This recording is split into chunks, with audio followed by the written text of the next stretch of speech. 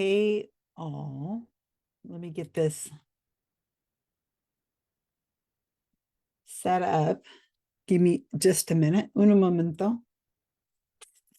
So I will be going, I am live, obviously. You can see me live, but I am going to share this with a couple places so I can get more input from people.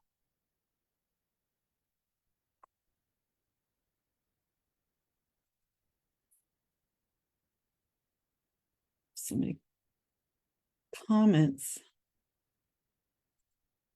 Okay, send this. Put this in the secret cabal.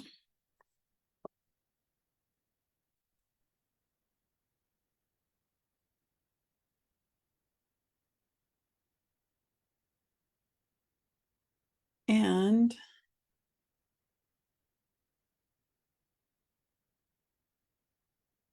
let's see where else.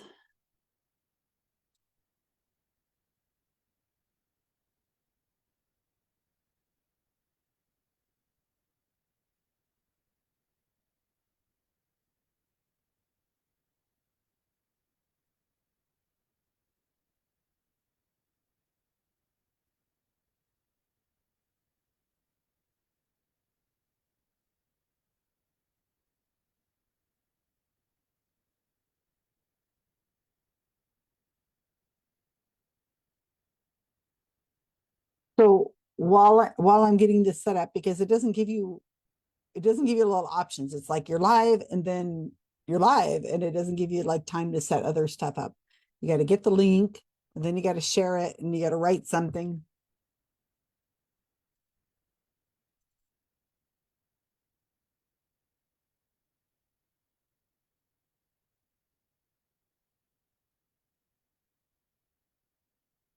All right. I don't know if I should share this on X or Twitter. You know how well I'm liked over on X. The UFO community will be all over me. So I guess I should share it on X. Yeah, what the heck? Let's let the UFO community come at me. Come get me. Join the line. Join the get in line. All right. So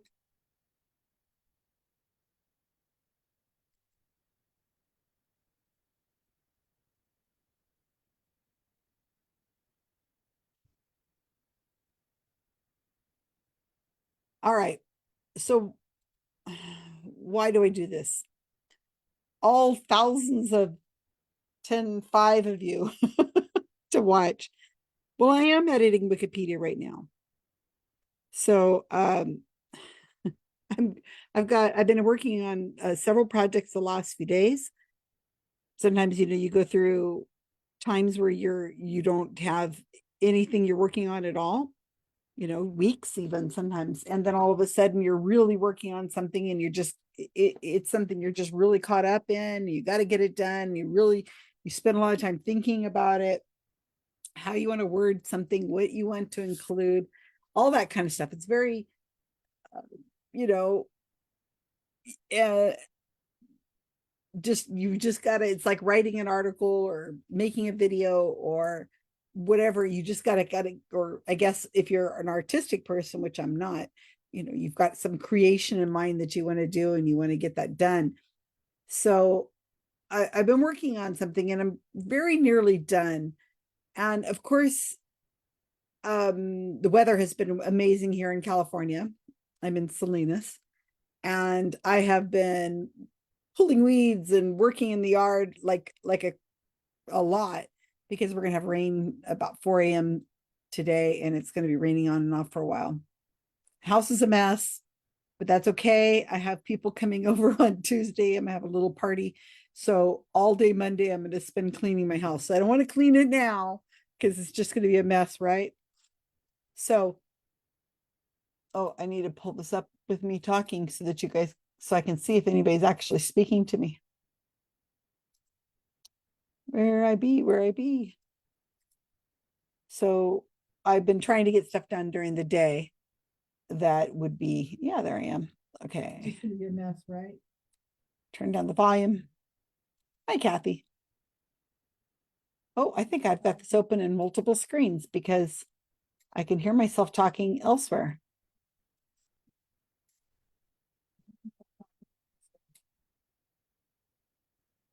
Let's see. I think I got the volume turned off. I guess so. Okay. So I want to keep it open so I can see comments there or wherever comments might be coming in. You can also text me or private message me, or whatever you want to get my attention. So as I'm saying, I've been spending a lot of time trying to get some things done. We're going to be going to Lodi for a skeptic camp. That's about 2.5 hours, 2 hours, 45 minutes for me for a skeptic camp at the first weekend of April. Very excited about that. It's the very first skeptic camp. Well, it's not a skeptic camp, it's a rationable rash okay, it's done by Rational Roundtable, and they're calling it something not a skeptic camp, but it is a skeptic camp, but they're calling it rationable. I'll show a link in a minute. And so I want to get some stuff done. And my last article is already published, and I've done about 4 videos for my Psychics Explain channel. So it's time for me to do something else. And like I said, I could be doing housework, but I'd rather be editing Wikipedia if I can. You just like I say, you get in that kind of mood. I also am trying to do these every so often to be transparent, because GSOW, the Guerrilla Skepticism on Wikipedia project, which of course I run, has come under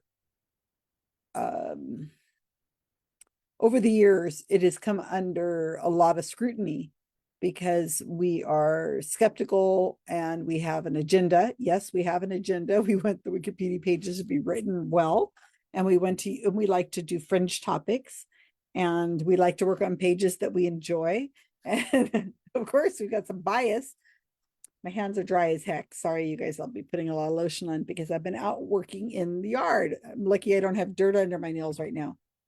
So to be more transparent, I am trying to do these videos every so often and, hopefully encourage more people to join my team. I'd love to train you and get you started. Training takes about 4 months. You have to be on Facebook, and you don't need any other skills really, but you have to be somebody known in the skeptic community. Well, not known, but I've had to refuse people who are clearly not scientific skeptics. Let's just say it that way. Because it's not so much that I don't want to train people who aren't scientific skeptics, because I think everybody benefits from knowing more about Wikipedia. It's just, I don't want you to have access to my team. So I'm not going to show you anything really done by other people on our team that would be easy to reveal who those people are. And so I tend to show, when I show examples, I tend to show things that I've written, though it's really hard to tell at this point some of the pages that are written by people other than who it is. It's hard to tell who's done the editing because I just don't want them to be bothered. I don't want them to be harassed. I mean, I edit using my real name, S. Gerbic, so I have nothing to hide, which is why I'm doing videos like this. Will be seen by maybe 6 people. I'm doing the work anyway.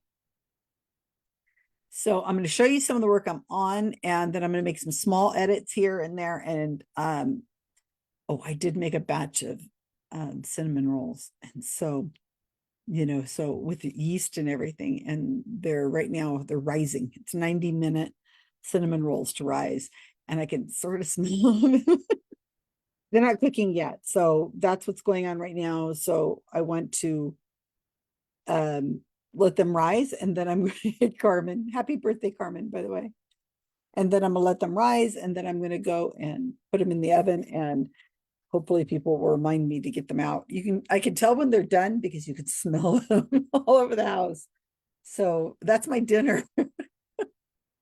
Retirement, and I live alone, and my cats aren't here to tell me any different. And my kids they're not going to tell me anything. They're nowhere near.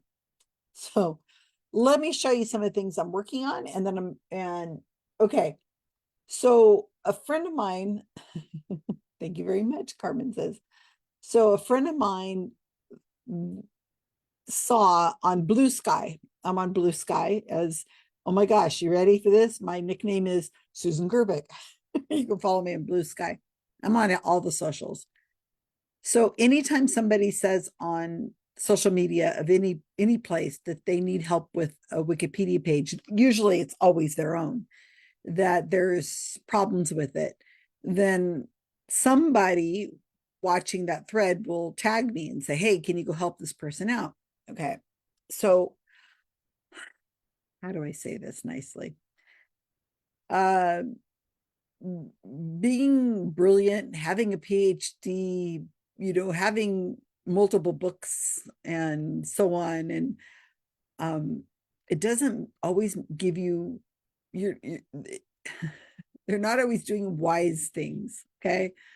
So we don't like it when people make those appeals. Hey, somebody please come and help me with my Wikipedia page because there's vandalism or it's incorrect or it's sloppy or whatever.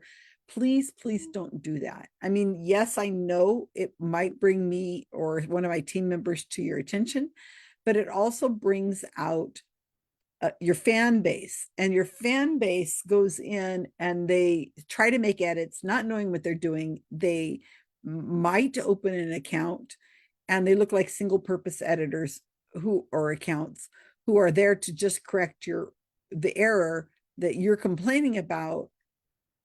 And sometimes they overwrite each other because they don't know what they're doing. And Wikipedia editors can see this happening. And then, of course, we can find out it's somebody who's appealed on Twitter or X or Instagram or wherever.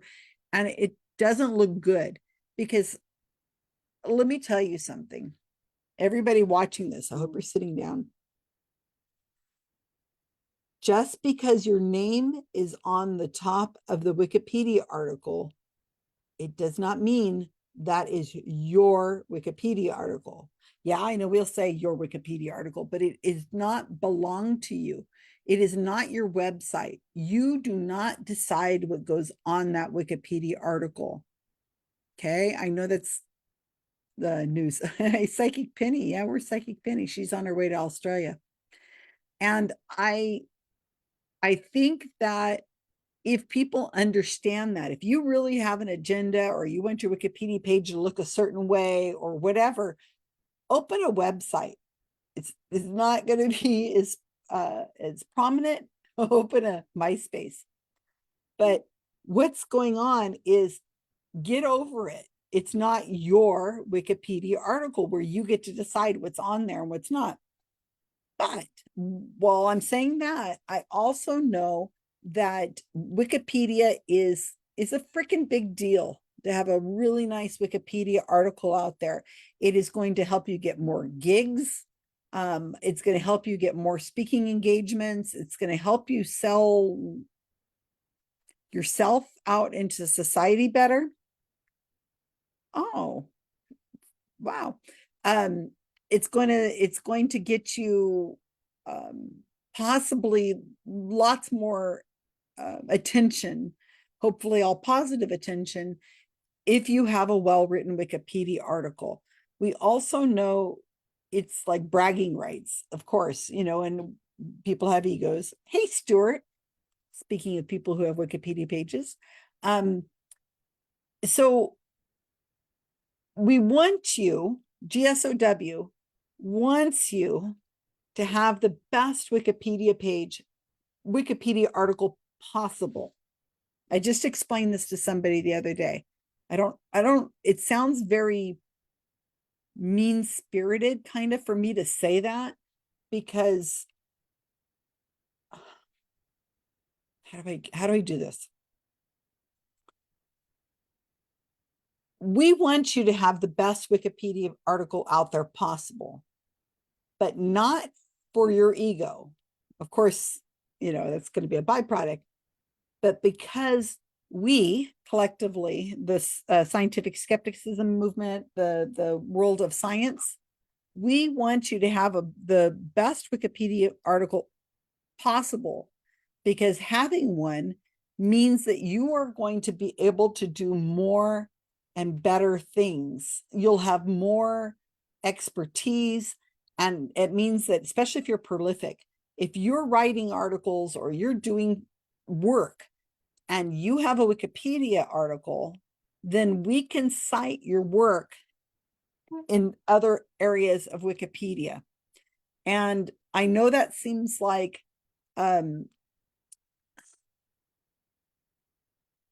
we have an agenda. All right. So now everybody who's watching this on Twitter is going, you know, they have an agenda. Yes, we have an agenda, especially in the scientific skepticism movement. We do not have a lot of people who write about topics that are fringe, you know, weird things like sold, how much Bruce wants a Wikipedia page. And we need to have, where was I? Sorry, Bruce, you made me distracted my brain there for a second. And that's not difficult to do. People who are writing about weird things or fringe things, we want to, people are reading those Wikipedia pages. They really, really are getting a lot of information from those Wikipedia articles. And that's kind of the beauty of somebody like Joe Nickell. He would go and do some very strange topics. And then we would be able to take his articles and we would be able to use those on obscure, fringy topics on Wikipedia, and we could rewrite the Wikipedia page, like spontaneous human combustion. That's a wonderful example. My team rewrote that Wikipedia page years ago, and I think I don't know, I don't want to say, but I wouldn't be shocked if it's 1 million views already for spontaneous human combustion, because it's still a thing.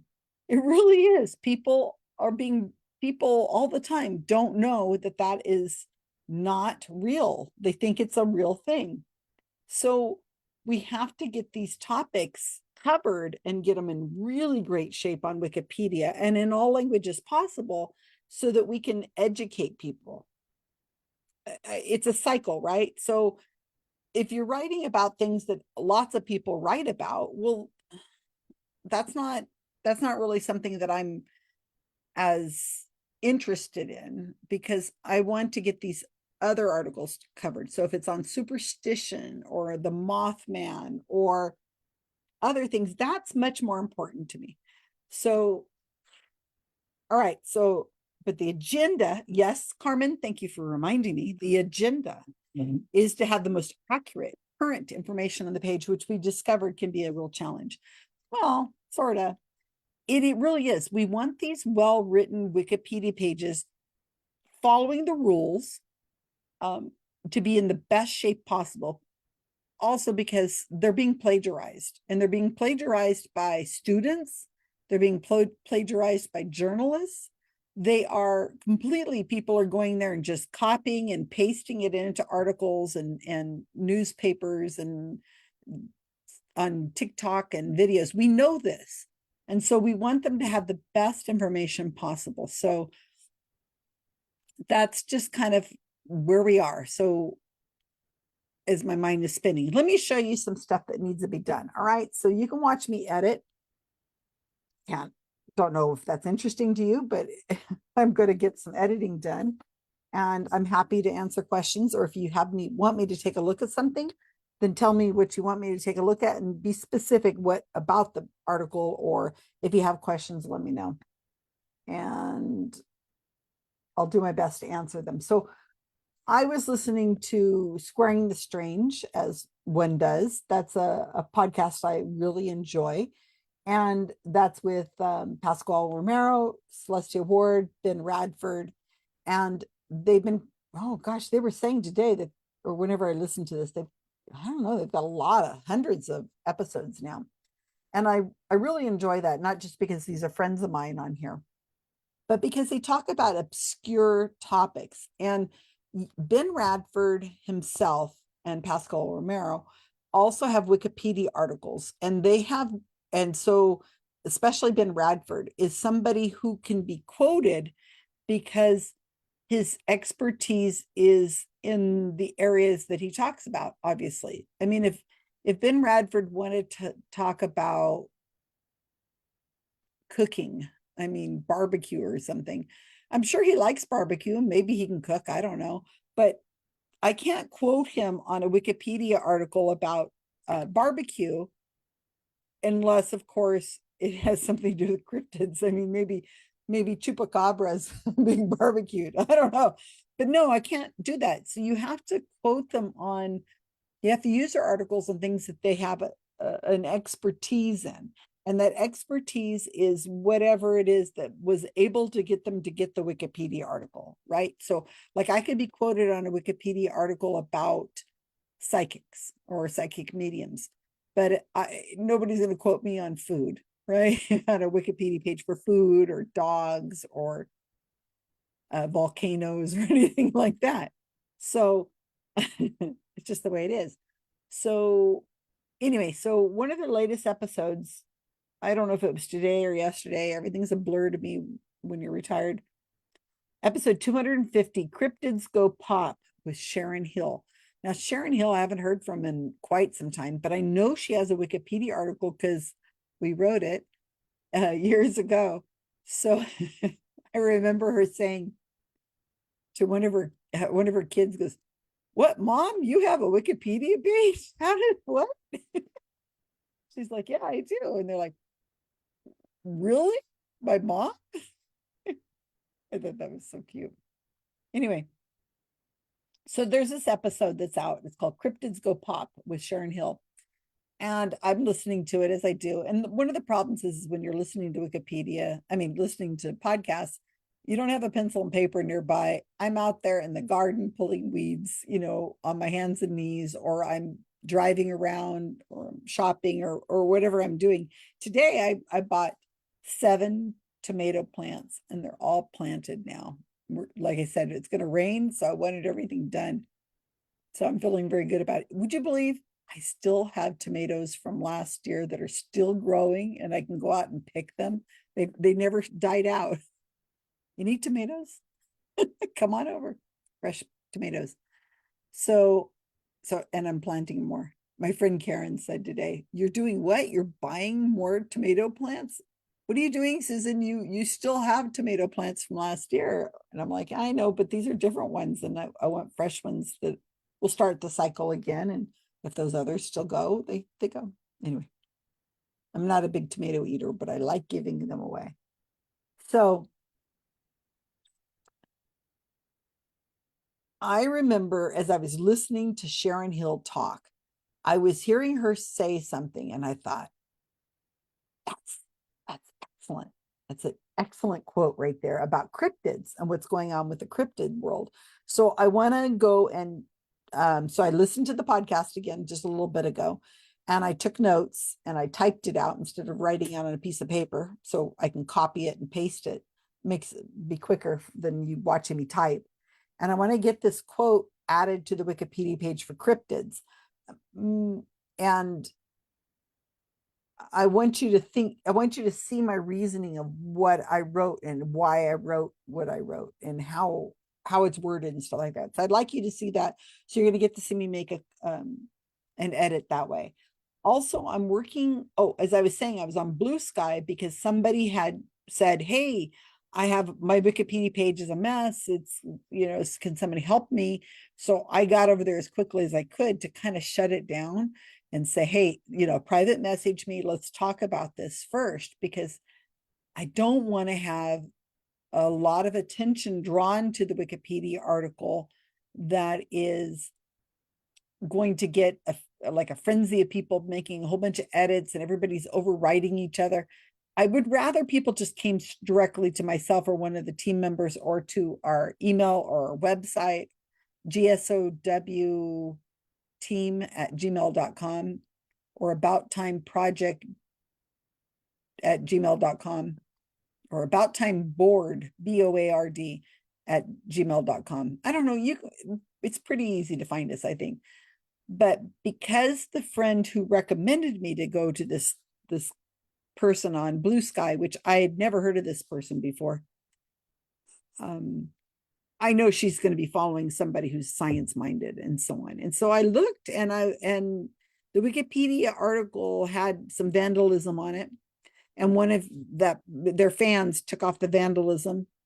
And then he was saying that it's a mess, it's not a nice looking Wikipedia page or whatever. And I thought, I don't see it. I don't know. Only he's an expert on himself. He can tell me. I don't know what the science is on his page. I mean, I can't be an expert on everything. I'm not an expert on hardly anything except maybe hot reading psychic mediums, right? And putting on skeptic camps. So and so I'm like, okay, private message me, because I don't understand what it is that's the problem. And I'm not going to let somebody just bully me and make changes.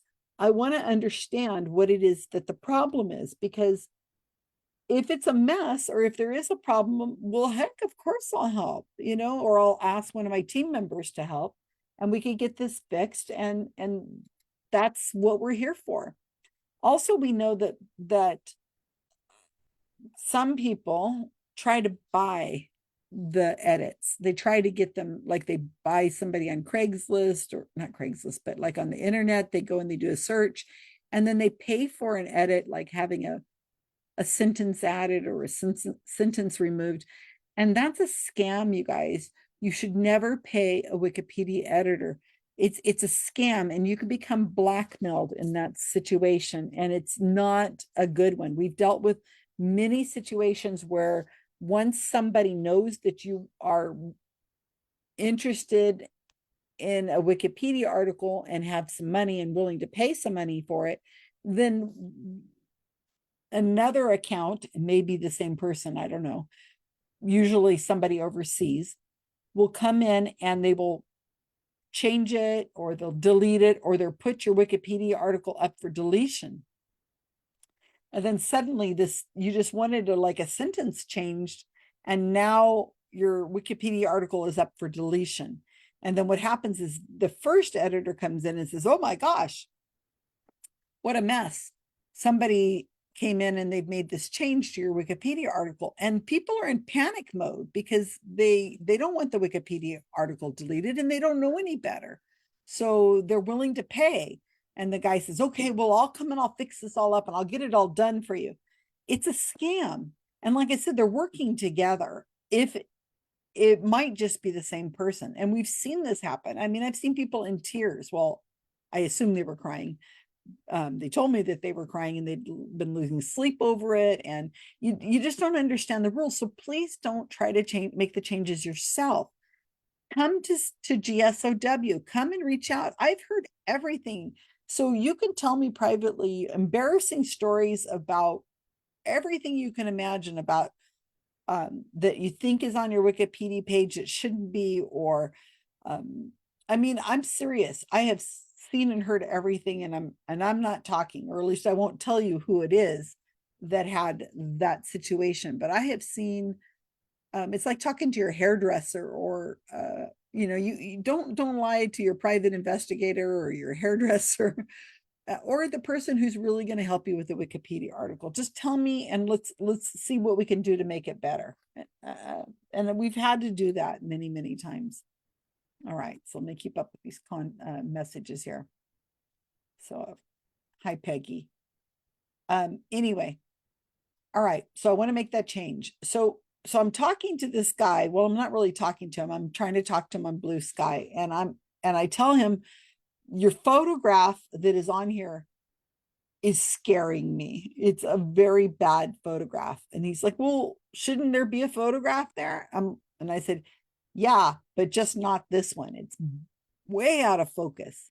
And it's like he's with a headset on, and there's a white wall behind him, and it's a close-up, and I think he's in mid-speech or something like that. It's really awful. And he's trying to tell me, he says, well, that was taken off of a screenshot from a video he had done. I said, I don't really care where the picture was taken from. I assume it's you, but it's awful. And that needs to be repaired just right there. I mean, I don't know about your Wikipedia article being in bad shape. I'd need you to discuss that with me first. But let's get that photo taken care of. This is crap. And, I'm a photographer, portrait photographer, retired now, sort of. And that really bothers me. So then he starts sending me photos that are just highly inappropriate for being on a Wikipedia article. And I'm not talking about sexual or anything like that, but they're like just like he's working out, or they're just awful photographs of a human being. And he's not a person he's not known for working out. I mean, if he was a fitness person, like if he was James Fell, who is a known part of the reason why he has a Wikipedia article is because he was a fitness person, or like Nick Tiller, who writes about fitness and the science behind that. I mean, I could see having them have a picture of them kind of like, with their shirt not completely off, but muscles and stuff like that. I could see that, but not just some scientist who's doing some other kind of research. That doesn't make any sense. So I told him, I said, do you have a phone with a camera on it? And I said, take your phone, turn it to selfie, and go and hold it up high angle and take a picture of yourself and get that uploaded to Wikimedia Commons, or ask somebody around you right now and ask them, could you please take a picture of me? And it probably won't be great because, there's probably a trash can in the back or something, people just don't see those things, but anything's better than what you have. So, and then another woman who's on this thread watching me have this conversation, and she says, oh, I have been really been bummed because there's no photograph on my Wikipedia article. I've been waiting for somebody to take care of that. You mean they've been waiting for me to upload the photo? And I'm like, yeah, they've been waiting for you to upload a photo, because the only person who can, the person who owns the photo is the one who's supposed to upload it to Wikimedia Commons. You're not supposed to take something off the internet and upload it, because they have very strong rules about who owns the photograph. So the photograph has to be uploaded by the owner of the photograph. So if you paid somebody like a studio photo, then that's fine. If you have a selfie, that's fine. Any of that kind of thing, we have to have it uploaded by somebody who is giving up the ownership to the photo. I go around and I take photos like crazy and upload them when I get a chance. Anytime, every time I get a chance. And I've actually gone to locations. I went to an observatory in LA, and I photographed the director of the observatory, Ed Cup.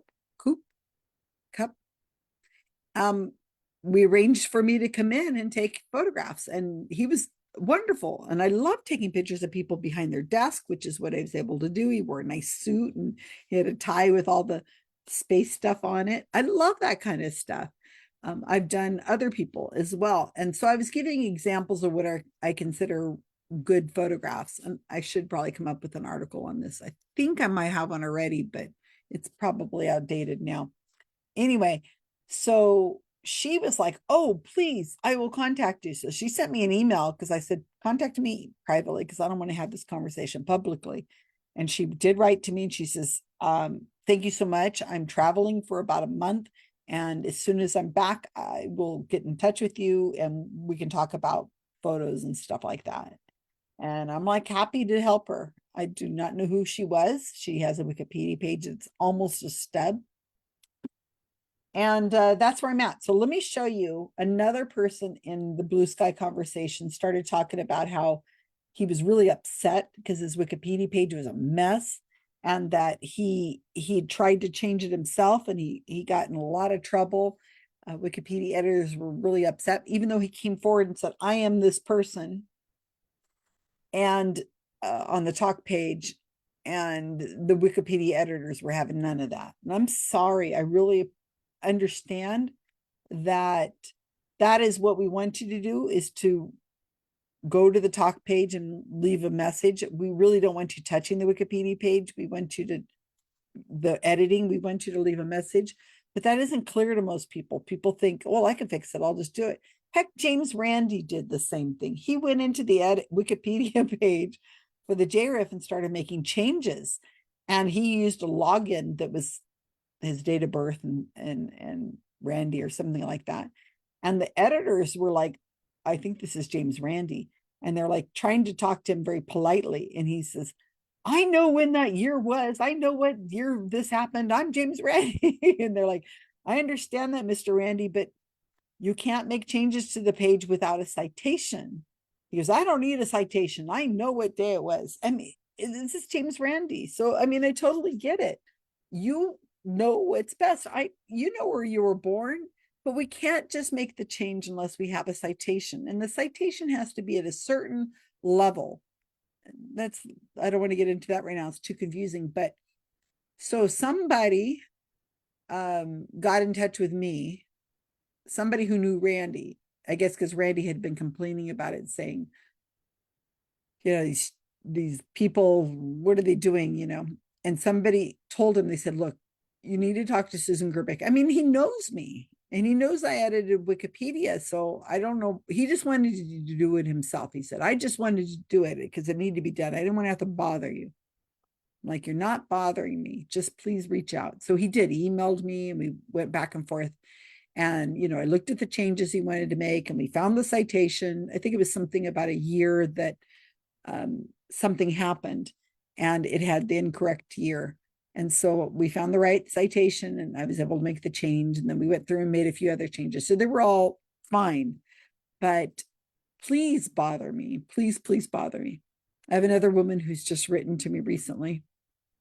We're going to work on her Wikipedia article and she'll write me and she said, I hope I'm not bothering you. And I'm like, no, this is how it works. We have conversations. And I would recommend that this isn't a good idea to have a conversation too much with people who need their Wikipedia pages updated, unless you have a very strong, firm footing on what you're doing, because we don't want our editors to feel bullied into making changes that are not appropriate. And I've stepped in many times with people who've tried to bully my team.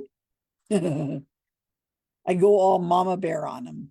That's what they say. And I'm fine with that. I'm fine with having tough conversations with people about Wikipedia. So anyway, so I'm going to show you this article. And I don't know if he's watching right now. He's on Blue Sky. And I hadn't met him before. So let me pull this to the side so it's just one. Let me put this on a screen so it's just the one. I don't mind people seeing my computer screen because I have everything changed so that all the tabs at the top have been changed so that they mean nothing to you. Because I know how badly there are people out there who would like to infiltrate my screen and see what we're working on. So this guy right here, his name is Jim Coan. And I didn't know him from Adam. So he was he was really upset about how his Wikipedia page, he tried to make the changes and so on and so on and so on and so on. And I looked at this and I said, I'm one of those people who goes down the aisle of the stores and tries to put, it's a mess. And I try to put it all organized and get it right. And, an hour later, I'm sitting there sorting things and everything. I have to really make myself stop and not do that.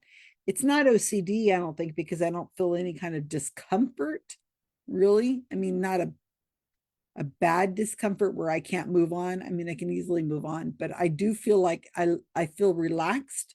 It's a relaxing thing for me to do, to put things in order and to clean things up, pull weeds or sort things, clean out a drawer. That's relaxing to me. It's not OCD, because then I would be having I think a stress when you see it. And I don't feel stress. So this Wikipedia article is crap, right? I don't even have to read this darn thing. I'm looking at it going, what the heck?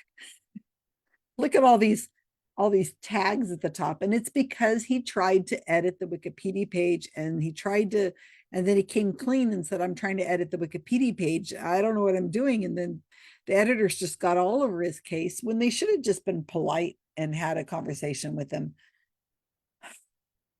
But, they weren't anybody on my team. They were just jerks. And so I'm looking at this going, oh, look, Elizabeth Loftus. He's associated with Elizabeth Loftus. There's not even any, I don't know, it just doesn't look right. I mean, how do you even read this? It's almost a wall of text.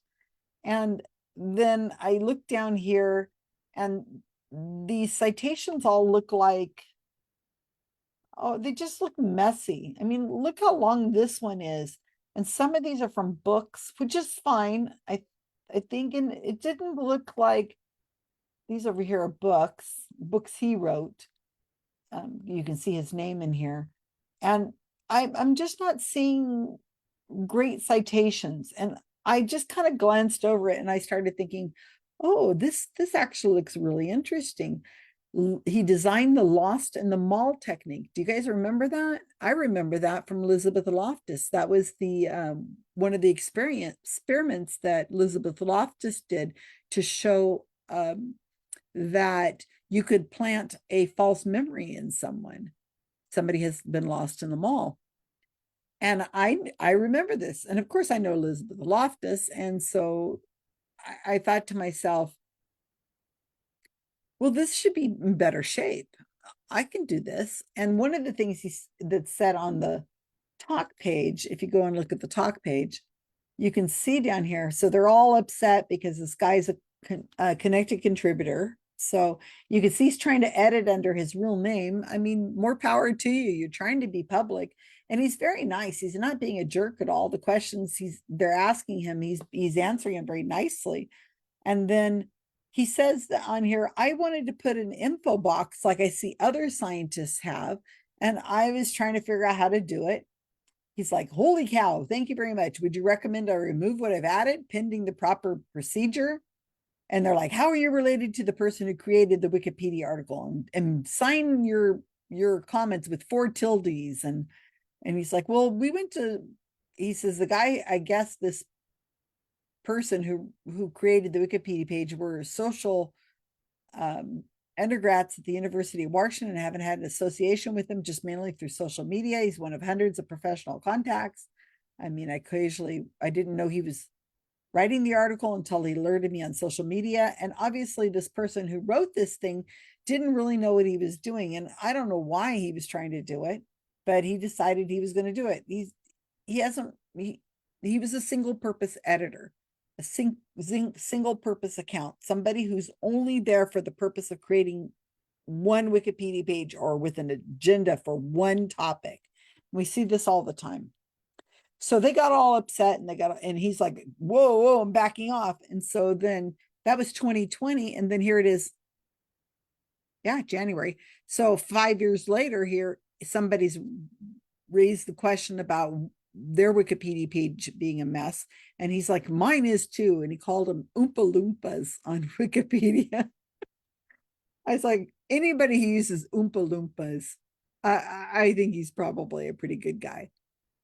So yeah, he's misinformed. That's not how it is done on Wikipedia, but I'm happy to try to make some sense of this. And I mean, he knows Elizabeth Loftus. He created the mall, Lost in the Mall thing. I'm going to do what I can. So there's 3 people right now who are like, please help me. One says she's going to write me in a month. The other one, I'm still trying to describe to him what kind of photos to use. And he says he's busy. He'll get back to me. And I'm like, okay, cool. And this other guy, Jim, he kind of gets back to me right away. And he does private message me and we're able to have a conversation. And again, he's not going to tell me what to write. He's telling me thank you and all this. And thank you so much for helping me. And I'm saying to him, hey, I'm writing this Wikipedia page, not for you. I'm writing it because it needs to be rewritten. It really does. This is a mess and it's an embarrassment, really. You are a person who's prominent in the field you're in. And they've got like notability guidelines on here, and it's embarrassing. You should have a really good Wikipedia page, especially since you're doing really great work. From what I can tell as I'm reading more through it, it's obvious this guy is very talented and he has a lot of important things that should be out there.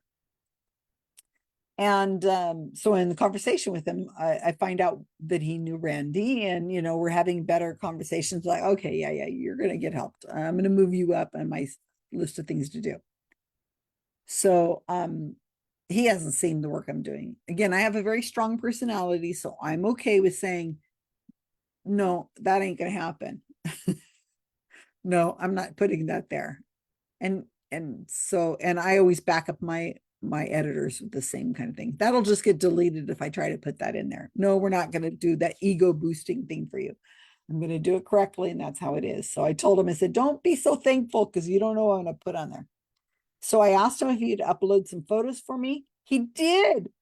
Oh my gosh. Ding, ding, ding, ding. He's got the right answer for me. I'm going to be, okay, yeah, you are way ahead of the line. If you upload photos, when I ask you to upload photos, that is obviously my niche. So so I'm going to show you some of that, but let's do some other stuff. So here's something that I just came across. Somebody mentioned to me that, okay, good. I've got a lot of tabs open, and I've got 4 screens, so you can imagine. When you're working on Wikipedia articles like this, there's just so much going on. Oh, the other thing about Jim Coan, Coan. The other thing about him is that he has done something that we try to get people to do, and we just can't get them to do it right. They just want to present their science, their academic self. And when you write the Wikipedia article, it's boring as hell. It's just about their career, the research they've done. Okay, that's fine. But people want to read the Wikipedia article and find out about the person, not about your work. They want to find out about the person. And years ago, when I created the GSOW, the Guerrilla Skepticism on Wikipedia project, one of the things I wanted to do is I wanted to make sure that people understood that you don't just spring from the loins of some, other PhDs. You have real people come to science to be scientists or whatever from all kinds of worlds, and they have different paths. Their family doesn't have to be all PhDs. Maybe they have dyslexia. Maybe they came from a broken home. Maybe they are recent immigrants, or they've had trials and tribulations. And there's ways of wording it so that it's not gossipy, but it does give people the information that I could be a scientist. That could be me. I could be doing that. I could create that invention. I could have written that book.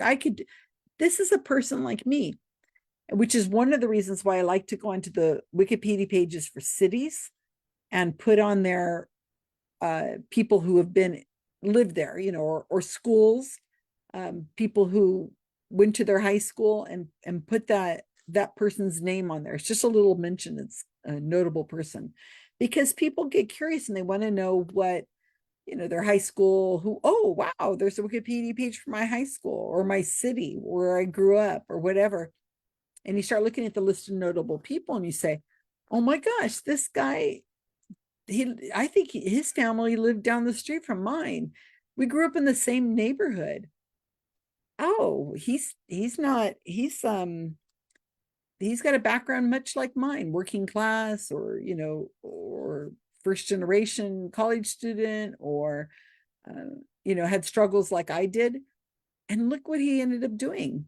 And I think if you're a student, especially, and you're looking for role models, I mean, how much farther can you go than finding somebody who was raised where you were, and they've gone on to do the other things. And so I think that's important. But anyway, so Jim I found out that he's done a couple articles. One's a podcast and one is an article about his life growing up and why he took on what he did and what his life is like as a child to a teenager, and then his academics, where he went to school. He had been a really bad student for really interesting reasons that I tried to very tone down. And on the Wikipedia page I'm writing, I mean, if somebody really wants to know, they could go and click on the citation I've given, and then they can go figure it out. They can listen to it and hear his story. But most people don't do that. We need this content. I can't have him privately tell me stuff. I can't put that on a Wikipedia article. I have to have citations. So anyway, so I got this article. That's where it was at. Sorry. And let me put it over here on a screen, make it large. So this was just brought to my attention today. Now, you guys know I do a lot with facilitated communication, right? So this is the Association for Science and Autism. And they have come out with an article that is saying that they are questioning facilitated communication, spelling to communicate. So this is like a position statement for a Wikipedia article. I mean, a position statement against what's happening right now with the telepathy tapes and Tell Them You Love Me. So facilitated communication is becoming more prominent right now because of these very popular things. Joe Rogan has been pushing it and so on. So one of the things I want to look at is now I know, make sure that this is screen sharing. Okay, yeah. I wanted to look to see if the facilitated communication Wikipedia article has let me take this off screen for a second. Okay, now I know the facilitated communication article has a area that has the people or the groups that are not the science organizations that are opposed to facilitated communication. I know that's on here because we wrote this Wikipedia article and have been maintaining it for years. So organizations supporting and opposing facilitated communication. See how it's on this side over here? This is a very long Wikipedia article. So I'm going to click on that. And I'm looking to see organizations supporting and opposing facilitated communication. So here's supporters. Look at this little thing here. Here's the opponents. So I wanted to see if this organization, the Association for Science and Autism Treatment, is mentioned on here or not. If it's not mentioned on here, I wanted to be able to add the position statement to it. So I'm going to just take off. Oops. It won't let me copy it. Why don't they copy it? Come on, you guys, don't be like that. Jeez, I'm going to have to. Association for Science and Autism Treatment. Okay.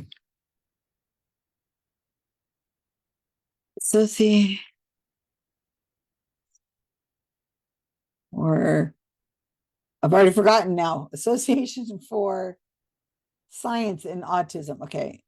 Science. Here it is. See how it's coming up? So I just did a Control F, which is Control Find to be able to find text on an article. It's mentioned on here twice. See the two? Association for Science and Autism Treatment. So it's on here, citation 10 and citation 72 as opponents. So now I could put another citation if I want. Let's see what else is on here. Rapid prompting method, position statement. So it's mentioned there. So should I add this article as a third citation showing that they are opponents of facilitated communication? So since I'm showing you, all two of you. I'll put this on YouTube too. Anybody on YouTube? Hi, everybody on YouTube watching me edit. All 6 of you. So I can edit from here. Oh, what a mess. And I could go to Control F. There it is. Okay, so here's the end of that reference. So I'm going to pull this off screen so that I can copy and paste easy from this really quick so you can watch me do this. So I want to put a citation right there. So here's how I would do it. I'm going to cite the web. There is no name. The title of the article is, let me copy it. Yeah, hide, show extra fields. Here's the URL to the article.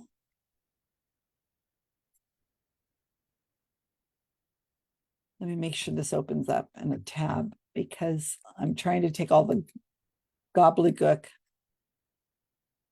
all the letters of, yep, it opens. Okay. So, sometimes URLs have way so much more information. Okay. The website name is asatonline.org. The publisher is Association for Science and AUTISM Treatment. I'm accessing it today. And it's odd because today's the 29th, not the 29th, but today is the 29th, but it shows the 30th. I've never figured that out, but whatever. I'm going to archive this link. I'm going to go to the Wayback Machine.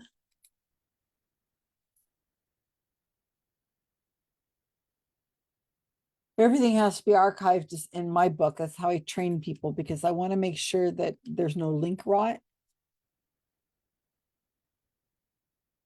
And I want to save everything. Hopefully there's no errors because of course I'm doing this in front of you instead of having it already done. Everything, I want all citations to be saved in the Wayback Machine so that we don't have link rot. I have to worry about it. So it's saving. And has it been 90 minutes yet? I want to start those. Oh my God, they're going to smell so amazing. They're going to be those, what am I making? Cinnamon rolls. Okay, thank you. Okay, visit this. Open a new tab. Make sure it opens.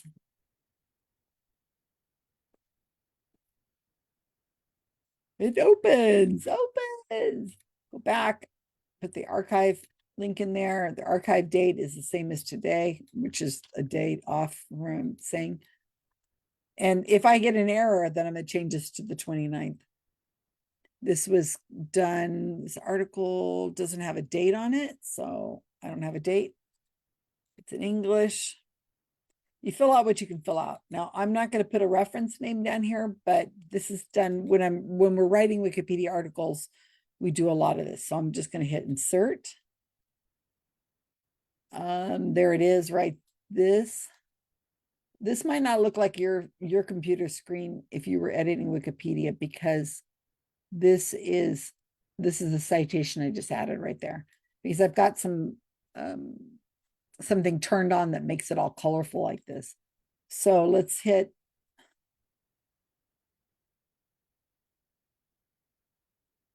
all right. Let's go down and hit preview and see if we did this correctly. Always preview, even if this is the Association for Science and Autism Treatment. The numbers, just ignore the numbers for the moment. It's citation 11. This one right here. Spelling to communicate, is there science behind that? Archived from the original. So if you want the archived version, you click on this. If you want the original version, which is not archived, you click on that. Retrieved on the 30th. It doesn't, no errors, so that's fine. So I'm gonna put in here adding further citation from recent article. Publish changes. Boom, done. So when we look at the Wikipedia article, see the numbers changed again. It's too confusing for me to explain why the numbers changed. So, but that's fine. Here it is, Association for Science and Treatment. That's citation number 73. So if you look at 73, there it is. There's the citation. So I just added it as a backup to more or less to maybe give people one more citation they can look at and see that this has made a change. And they could get to that article if they wanted to. Okay, so that was something I wanted to fix. So I can close these out, close. Okay, some of the other things I have on my list I wanted to do. I'm sorry, I'm not paying attention to my notes, but if there's something somebody has that want to talk to me. The Mothman Wikipedia article, because I was listening to Scoring the Strange, I noticed that Sharon Hill, as I said, here it is, Sharon. She's mentioned science writer Sharon A. Hill proposed the photo showed a bird, perhaps an owl, carrying a frog. Okay, this is Sharon A. Hill. If you click on that, I'm going to click it in a new tab. Sharon A. Hill is the name of the Wikipedia article, but we don't want it to say Sharon A. Hill. I mean, it's just still sounds silly. So the person who made this years ago didn't do it quite right. So I'm going to show you how I'm going to do this. I'll show you how it looks. Looking for her name in the article again. This is the edit screen. See where it says Sharon A. Hill and these little lines here and these little lines here, that hyperlinks it. So what I need to do is tell it, we went to hyperlink to the Sharon A. Hill Wikipedia article, but I don't want it to say Sharon A. Hill. I wanted to say, I'm going to put a bar. I'm going to put Sharon Hill. And I think I've got this right. I might have it backwards. I'm going to hit show preview. And where is her name again?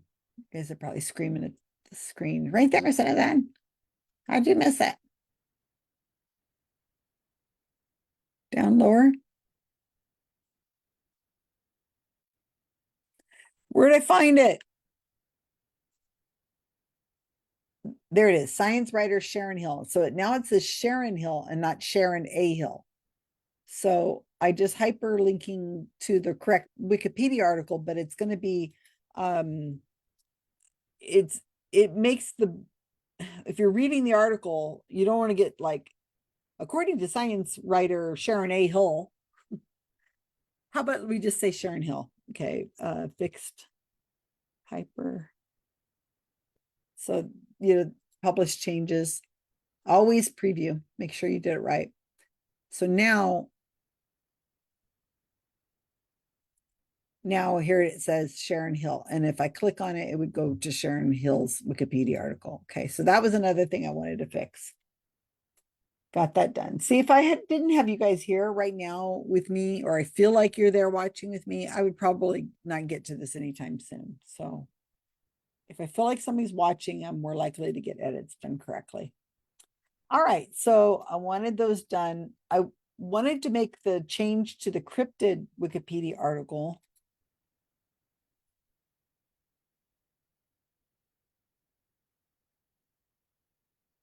Cryptid. No, I don't want list of cryptids. I want the cryptozoology. No, I don't want that.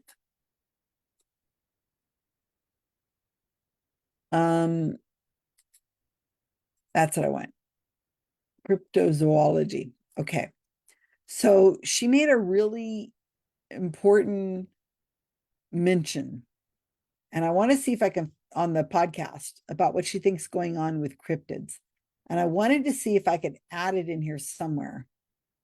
So I haven't read this over. History and approach. So it's probably going to be in this area right here. Let me see if she's mentioned on this page. I doubt. Yeah, there she is. Oh, geez, again. Sharon A. Hill. She's mentioned on her 3 times. So annoying. Okay, let's fix these. Let's do them one at a time. Edit. Semi-protected, so only people who have an account with a certain amount of edits can do this, because otherwise it's just getting vandalized. Let's go here again. So I'm going to do Sharon A. Hill, bar,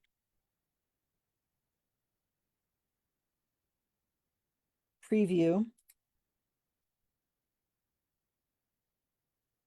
Alt, Control F, fixed it. So that looks right. So I'm going to go back down to the bottom of the page again and put fixed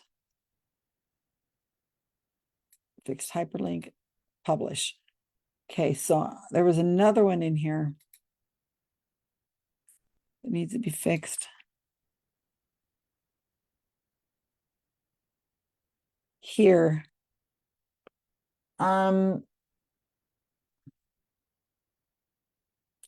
I can make that a author link, I think. No, let me skip that for the moment because I think that's just too advanced to explain to you right now. Okay, so that's probably it for the moment. So I was thinking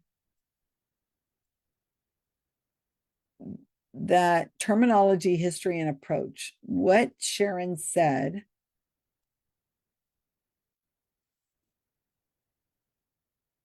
few cryptozoologists have a formal science education, and fewer still have a scientific background directly relevant to cryptozoology. Adherents often misrepresent the academic backgrounds of cryptozoologists. According to writer Daniel Loxton and paleontologist Daniel Prothero, cryptozoologists have often promoted, okay, as one of their leading figures because the guy has a PhD. All right, so historically notable cryptozoologists have often identified instances featuring irrefutable evidence, only for the evidence to be revealed as a product of a hoax. This may occur during a closer examination by experts or upon confession of the hoaxer. So what I want to say is probably going to go in this area. Let me just take a quick glance again. Reception and pseudoscience, organizations. Okay, International Society of Cryptozoology. I'm going to open that tab, which is why I have so many tabs. And I want to take this article, I have a Word document open here that I have a Word document.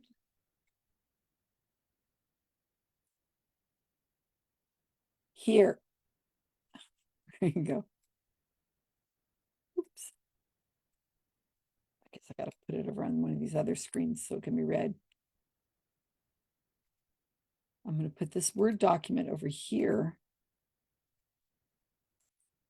And all right, one of the things she said, cryptids have been, she said, what's the word she used? Cutified. Cutified. I think that's what it was. Cutified. I don't think that's a real word. No. And she has a new project that she's doing. It's called a pop cryptid spectator. So I wanted to look at that. And then, all right, so I wrote this out. Some of it is a quote, a direct quote from her. And you have to think about, you don't want to be over quoting people. Then again, you don't, I personally like to use their own words somewhat. So you have to be careful with a balance of my interpretation as the editor of what she said, because you're supposed to say it in your own words using language that an average high schooler could probably learn. You want to make it interesting, readable and sum it up well. So I thought of saying, course, you can't see any of this. It doesn't make it, it's not visible. All right. In a 2025 interview with science writer Sharon Hill, the reason why cryptids are seeing a resurgence are because of the internet. Now, this is off of a podcast, so I might have some of these things misspelled. Internet, I think, is actually a capital word. When you, oops, I just made it italic. All right. Got a bunch of cat here. Cats, my God. All right, because the internet, for example, it was this is me interpreting it. The Flatwoods monster is seen in over 33 video games. So it's getting to where it's part of the younger crowd is really involved in it. And I wanted to make sure I put in 2025 because I wanted to say it in that way so that we know as of 2025, this is Sharon Hill's thoughts. And Sharon Hill is an expert on this topic, so I can mention her in the cryptid. All right. It's been seen in over 33 video games. But the real reason, according to Hill, is because for a while, cryptids were thought to be real animals that some people had assigned magical powers to. With some investigation that could be, with some people, let me think. With some investigation, it could be stripped away and they would discover a real, perhaps unknown animal. I don't like that. No, don't suggest I'm going to use AI. With, for a while, cryptids were thought to be real animals that some people had assigned magical powers to. And with some investigation, that could be stripped away. The hope was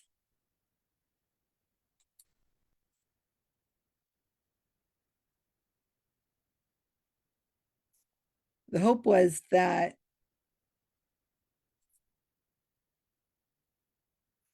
the magic, see, I'm interpreting this, I'm not quoting her, that the magic could, but I'm trying to make it clear that the magic could be stripped away and they would discover a real, perhaps unknown animal.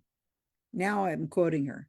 And I had to go back and forth to listen to it over and over and over and over again to make sure I had this right. One of the reasons why I think that fell apart completely was because the International Society of Cryptozoology fell apart completely. So there were no longer any gatekeepers as of the early 1990s to say, quote, a cryptid is these animals that we are studying because we think it's got a zoological basis. These people were basis. I'm getting a text. Okay. Those, I should put a end quote. Those people were gone. They were quite old. They died, and there was nobody there to take over that gatekeeping aspect of, although some people tried. And see, I've got the 3 little dots because there's a lot missing because there was other things she said that explained it further, but I don't want to put all that into a Wikipedia article. Then you saw an explosion of amateurs in the 2000s. They became researchers that connected via the internet. Now they start making media. Now they start making media. Okay, internet. Period. Remember, I'm listening to her. I don't, it's not text I'm looking at. Now they start making media, they can publish themselves. It started to hit a younger and younger generation who love these creatures, and now everything can be a cryptid. Okay. So this is what I want to insert into that article. So you see my thought process, right? Okay. So I want to put this, I'm going to put this under terminology, history, and approach. And this isn't my opinion. This is Sharon Hill's opinion. And Sharon Hill is an expert. So for this topic, and because she has a Wikipedia article, she is quotable. I can quote this. And I have to say according to this person. So it's not like, again, people have to understand I'm not allowed to put my opinion on a Wikipedia article. I could put other people's opinions, but I have to um getting another text. I have to I have to refer to them. I have to reference them. So let's try this. And it could be taken out because maybe I'm overthinking this. But the podcast just came out, so I know nobody's done this right now. So here we are, terminology, history, and approach. I think it should go right here. So I'm going to I'm going to copy this. I'm going to paste it right here. And what I need to do is I need to go through and does the International Society of Cryptozoology have a Wikipedia article? Hell yeah. Remember, we went right here, International Society of Cryptozoology. Now, it has to be exactly like you see it right here. So it's best to copy that because for it to link. So I'm just going to hit highlight it, and then I'm going to paste over it just in case. Now, to make this live, well, let me show you what this looks like first. Show preview. And then I'll show you as I go. Here, see, here it is right there. Right? So now I got to keep scrolling down because this is not live right now. Long article, huh?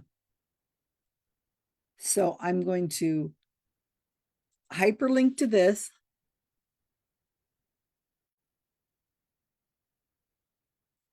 So that within my quote, it says this. And I'm also going to hyperlink to Sharon Hill. Remember how this has to work. It has to say Sharon A. Hill bar. But I wanted to say Sharon Hill. And that all changes colors and stuff because of the coding thing I have going on here. So don't panic about it like that. All right. Oh, I was going to put cryptids that become cutified.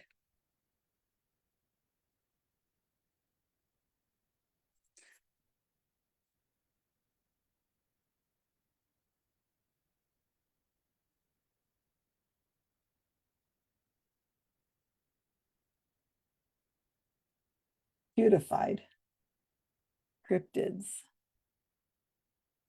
That's not how you spell cryptids. CRYPT.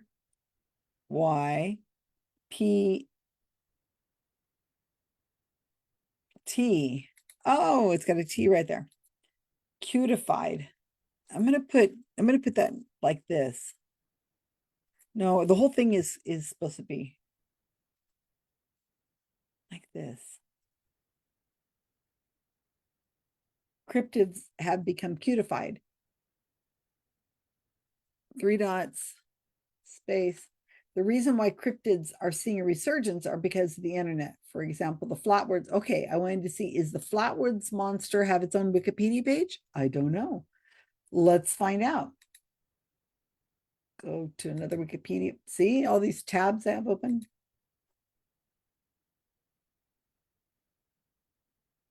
West Virginia folklore character, flatwoods monster. So yes, indeed. So it starts with a capital and it's a lower space M. Ooh, that's crazy looking. Dang. That's scary, man. If I saw that, I'd be scared to pieces too. So flatwoods monster, I'm just going to, like I said, I'm going to highlight it and I'm going to paste over it just to make sure I've spelled it right. And I have all that I copied from the actual Wikipedia article. For example, the flatwoods, for example, comma, somebody else can fix this if they don't like it. Heck, you're watching this. After I hit publish, you can go fix it if you don't like my commas. If you don't like where I put my commas, you don't like my commas. For example, the flatwoods monster is seen in over 33 video games. All right, now I can't just put this here unless I have a citation. So let's look and see what we got first. Preview. In a 2025 interview, see how it's hyperlinks to her Wikipedia article, hyperlinks to Flatwoods Monster, hyperlinks to the International Society of Cryptozoology, and I need a citation right here. So I'm just hitting preview several times so that you guys can see what I'm doing and why. Coming back here, I need a citation. Okay, this Wikipedia article has the citations in line. So the citations are right out inside the body. So, ooh. I wonder if there's a podcast. Dang. There's a way of making it so that it goes right to the part of the podcast or whatever you're listening to, a YouTube video or whatever. Let me think I can remember how to do that. I will steal it off another Wikipedia article because I have done it. So, but let's make the citation first. Okay, so right here, right bumped up right next to the last character in there, I'm going to cite a web. Last name, it's not important. So you can't see this. I'm off screen right now. I'm just have this up. So this is called episode 250. Cryptids Go Pop with Sharon Hill. Here's the URL, and I'm not going to archive this because this is a podcast. Website name is SQUARING, the STRANGE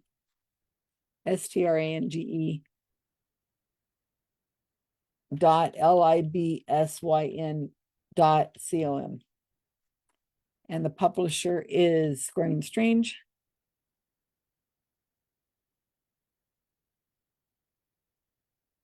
Access date is today. This was recorded on March 28th, 2025.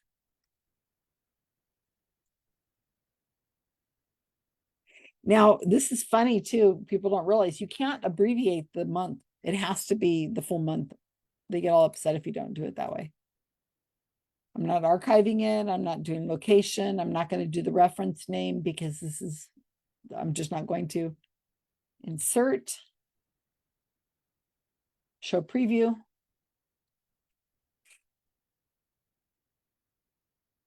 There's number 12. We go down to the 12th citation.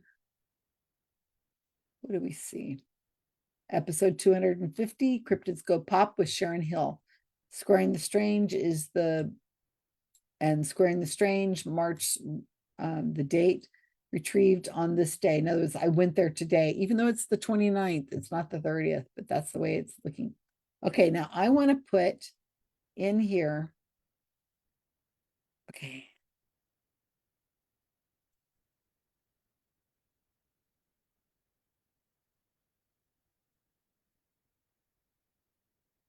Okay. Publish changes. I want to add in the timestamp. That's what it's called. But I've forgotten. I didn't write it down. So I am not doing that right now. If I had a timestamp, which I should have written down, and I'm not going to do this while I'm on Facebook right now and recording this video. So let's see. Is there more mentions of Sharon? Sharon. Okay, so we're okay. I'm not going to fix all those others. All right, fantastic. So that was one of the things I want to take care of. Now, if we go over to the International Society of Cryptozoology,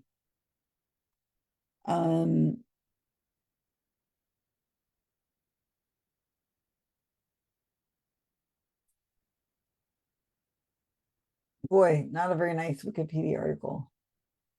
So here's what I'm going to do. I'm going to come back to this,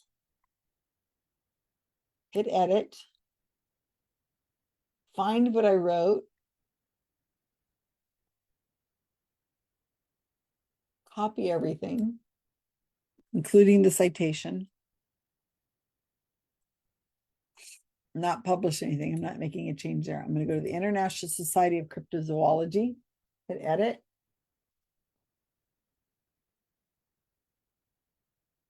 And I'm going to come down here.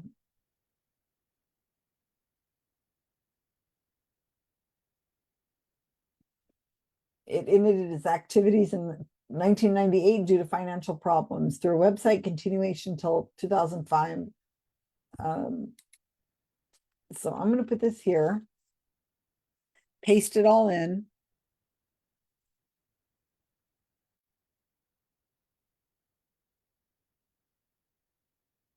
And I could strip this down to make it less wordy. I have to take out this hyperlink to the International Society of Cryptozoology because I'm on the International Society Cryptozoology Wikipedia page. So I'm going to take out the cutified. The reason why cryptid, according to your reason, take out the capital.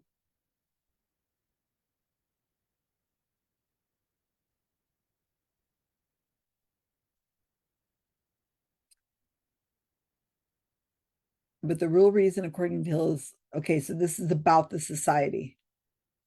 All right, let's see. Show preview. There it is. Too much space right here. So let me get rid of that.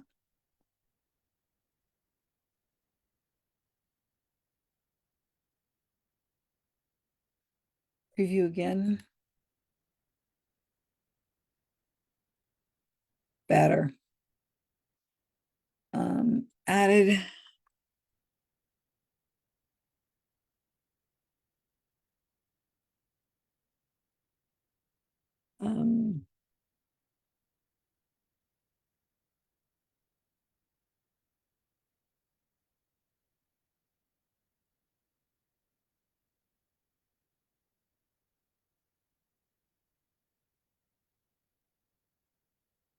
All right.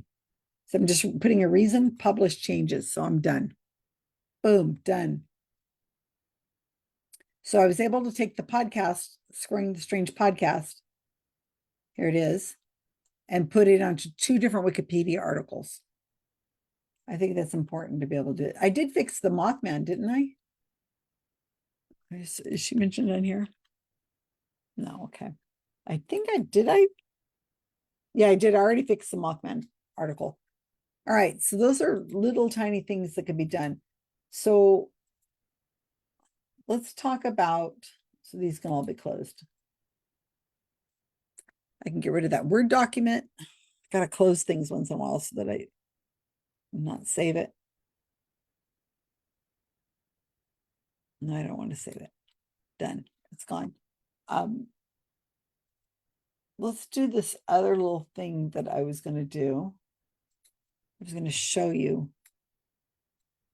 So Jim Coan, he gave me these photographs. Well, he uploaded them to Wikimedia Commons.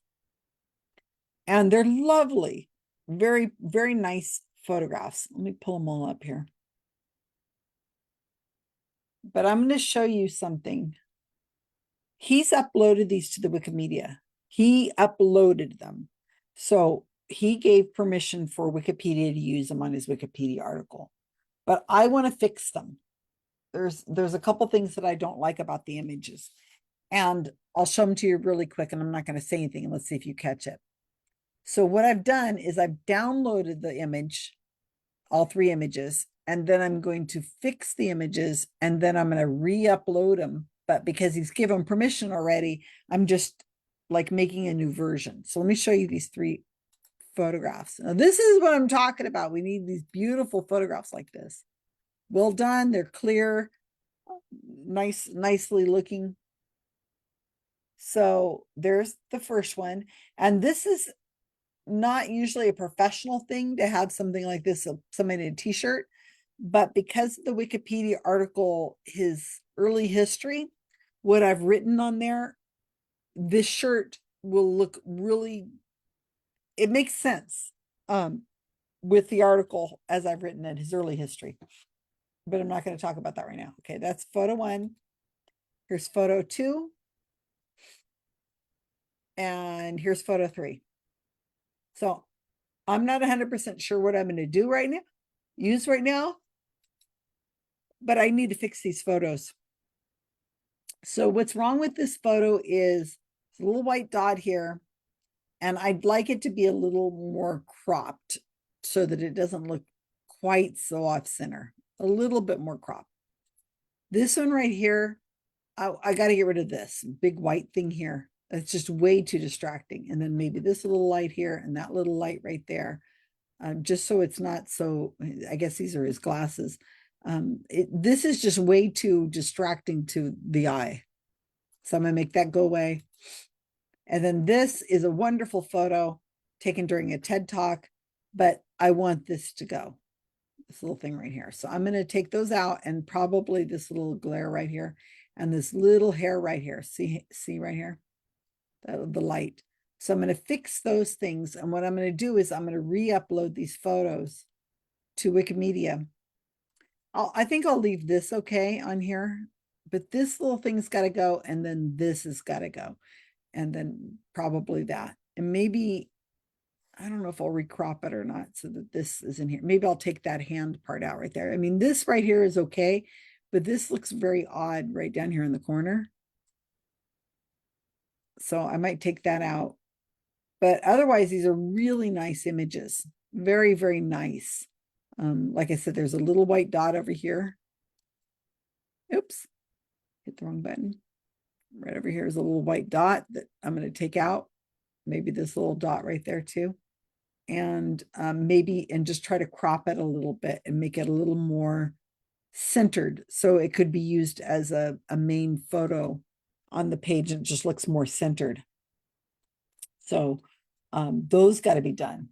Now, if I look at the article I'm writing, and if he's watching this right now, which I really doubt. Oh, let me show you the photo of this other guy that first was complaining about his Wikipedia page. And I said, no, this is no. Here's the photo. Look at this. I can't blow that up, I don't think. I'd have to go into my settings and make it go bigger. Oh, Control X. There it goes. Look how blurry that is. Good gracious. And there's like a pillow over here. And it's this blank white wall. There's something over here. Oh, no, dude, come on. You can take a better photo. There's probably 1,000 better photos out there. Just take your camera and take a picture of yourself. That's the one I was laughing about, because I was like, no, we're not doing that. I'm not working on your Wikipedia article unless I can get a new photo. Ain't happening. Oh, I need to go to my sandbox. So as I said, I don't usually show my sandbox to the person I'm working. If I'm working, and I say working with, I'm not really working with Jim. I'm asking some questions and asking for confirmation about a few things, but I'm not letting him tell me how to edit the Wikipedia article. And you have to be very firm about it. One of the first Wikipedia articles I wrote was for an actor. You would know who it is. I'm not going to say who it is right now. Very famous actor. Not as famous these days, but he was very famous. And I was starting out and doing this Wikipedia editing, and I was working with him. Like, what do you think of this? What do you think of that? And it quickly escalated to where I shouldn't be doing that, because he didn't understand the rules, and he had a lot of ego, and he wanted it to be a certain way, and I couldn't do that. He wanted some flattering things put in without a citation, and I just can't do that. So it got to be kind of uncomfortable. And again, I'm talking to this very famous actor who who shall not be named. You can buy me a drink at the next conference, and I'll tell you the story, okay? As long as you're not recording. But it was like, no, I can't do that. So now I've gotten a lot tougher.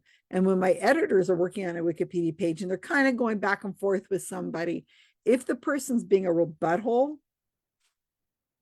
and we've had that, then they let me help. They say, well, I don't know how to deal with this.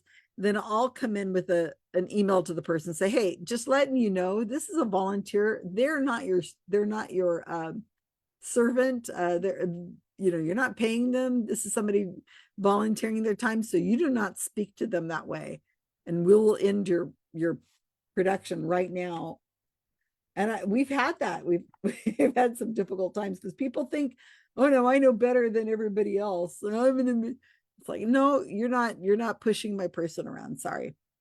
So I'm not going to have you watch much longer because I know my cinnamon rolls are probably risen now and I want to put them in the oven. Oh man. And I've got fresh, I just got a nice thing of milk, a nice fresh thing from the store. Also had a splinter. That's one of the saddest things about living alone. My partner died in August and his eyesight wasn't fantastic, but he could get a splinter out of me. And there's those little things you really notice. I mean, there's a lot of things I notice being alone now, but having a splinter, thankfully I was able to get this one out, but dang, I know I should wear gloves, but I just don't. But anyway, like it's tender. So let me show you this Wikipedia page and we're going to go over it just kind of briefly. So let's see. This is my sandbox. So this is not live. Make sure I'm showing you the right screen. So we have a particular way. The only way I felt like when I was looking at Jim Coan's Wikipedia article as was, it's crap, right? It might have the right citations. It might be written okay, but it's just formatted in a way that nobody's going to read the darn thing. So I wanted to start fresh with my own citations I'm looking for. I put in an info box. And as I go through and I'm filling out the info box, as I find things that I can cite, you can see it here. That's one of the things he really wanted was a info box. I know it says duck up here, you guys, don't worry about that. And so as I'm going through and finding things like, what is he known for? Who is his academic advisors? Where did he go to school? What is he known as? Where is he from? Like here it says on one podcast, he mentions where he's from and, but he said it really quick. And I said, were you born there? Is that what your hometown? And so I did have to ask him and he said, no, it's this place. And I said, okay, but I don't have a citation for it, but maybe I'll come across a citation for where he was actually born.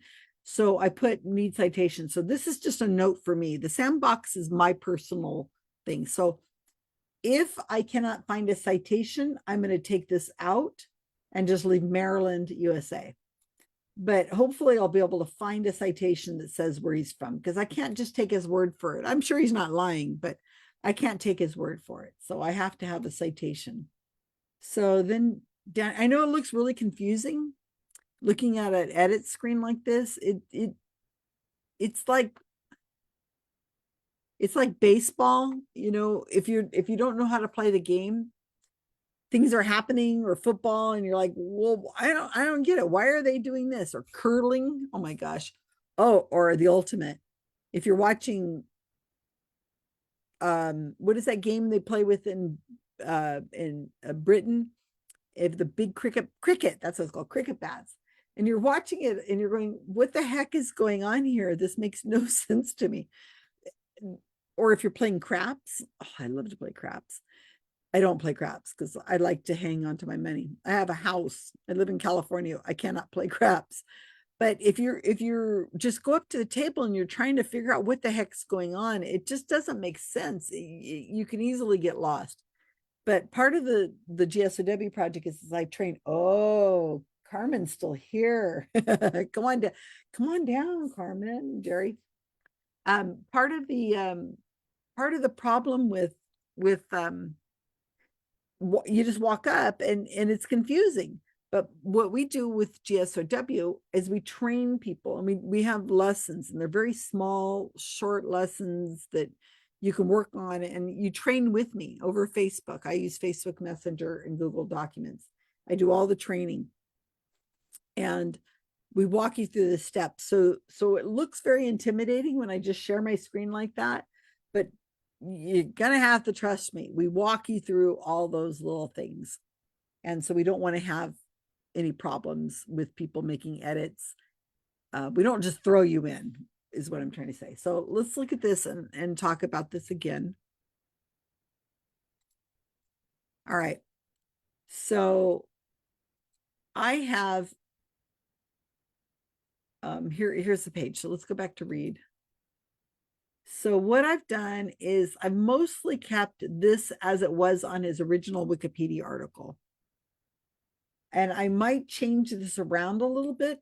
This is the most important part of the Wikipedia article, is the lead. That's what most people read, and then they leave. They don't go to get a lot of information about it. The second thing they look at is this part, the info box, and they'll look at the photos. I'll put a photo on there when I decide what photo I want.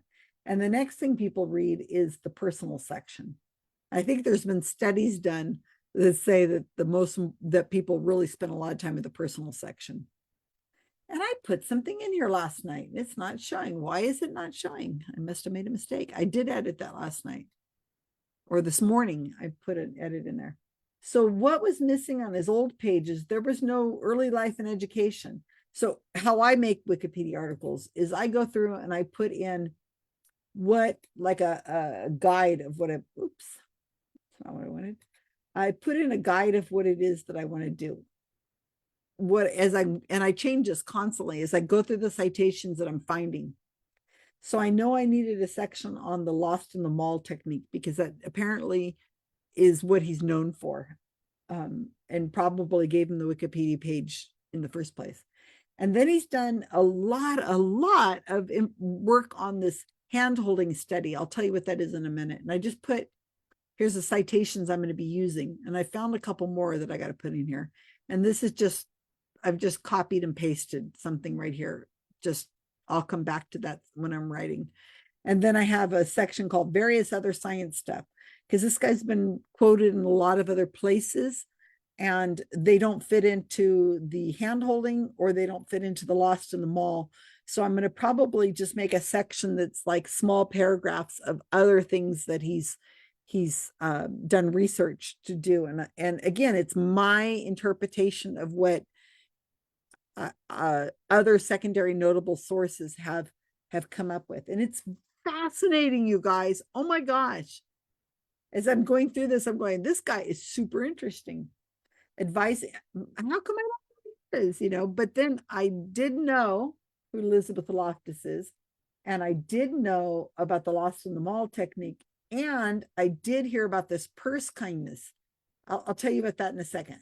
So just in January, Representative Jamie Raskin brought him and another guy in to talk to them about how to better handle the Republicans that are coming up. And so that's amazing. But I went through all the citations I could find, and they were all repeating each other. So it was like one news agency had it published it in lots of places, but it was all pretty much the same story. And so I'm only using one citation 19, the best source I could find, even though they're all repeating themselves. And they didn't really talk about too much. It's just 3 sentences long. It's not even, it's a big, huge thing to do. Very important, but I couldn't find anything that gave me a lot more perspective of what they did. So anyway, so I was able to put that in there. Look at all these citations already, 19 already. That's a lot. Daily Beast, Yahoo News is quoting the Daily Beast, I guess. And I'm going to leave it in there. Daily Beast isn't one we usually use too much, but I'm going to leave it in there just because it is something that can be backed up. It isn't like I'm putting some kind of pseudoscience or making some wild claim in there. But I don't. There are a couple blogs in here, his own blog and his own podcast, which we're not allowed to use to prove notability. We can't use that. We have to use them sparingly when we use blogs or interviews with the person. But I'm going to have so much else that is going to be backing him up as far as notability, that the blogs are going to be very small as a part of what it is I'm using to prove the article. And that's how I was able to get this early life and education. And if you go way back to when I started ages ago, sorry, everybody, I do tend to wander. This whole section right here, this early life and education, might be a little long. I'm going to try to keep it like I have it. I might pare it down a little bit, but I really thought about what is in here. And I think everything that I have in here is important because it tells the story of Jim Coan. And I think it's important because everything in here sets up who he is and his work he does. So I left a ton out that I could have put in there. And as I said, if somebody's really interested, they can go to these citations and they can listen on their own. But I think this is really important. It's early life and education. Then this lost in the mall technique was so interesting. And of course, I know Elizabeth Loftus. And I was able to take at least 2 of the books off my shelf. I've got 2,000 books, I think, here. And I was able to take a couple books off of the shelf. This one here doesn't have any mention of the lost in the mall technique. And yes, they are autographed. Thank you very much. Everybody who knows me knows I love autographed books. And then this book, also autographed by Elizabeth Loftus. Oh! The Myth of Repressed Memory, False Memories and Allegations of Sexual Abuse. So this book right here, if you go back into the index, now we can use books, you guys. I get that question every so often. People say, well, you can't use books. Yeah, I can. It doesn't have to be online. I have the book and I'm going to show you how to find it by giving you a citation. So looking back in the index, I was able to look him up and he's in here. And oh, and here's his brother is also loaded in here, 97 to 99. So, I go to the relevant pages and I read this over, so no wonder it takes me a while to write these darn things because I start reading and I'm like, oh, this is fascinating. Oh no, I need to go back a few pages to get more information. No, I got to go back another page. So I went through and I went and I found all these citations. I tried to tell the story of the lost in the mall technique according to Elizabeth Loftus, who is his advisor. Really interesting. Now, this hand-holding study, oh my gosh, you guys, this is so fascinating. So I didn't know anything about it, but I pulled up all these citations and I'm going through them and reading them. And thank you, Stuart, and another person whose name is Tony. Tony, yeah. Thank you guys for giving me access to an article in the Atlantic because I don't have a subscription to the Atlantic. Thank you guys for giving me that so that I could read this article that I knew he was mentioned in. And that was super interesting too. So this hand-holding study,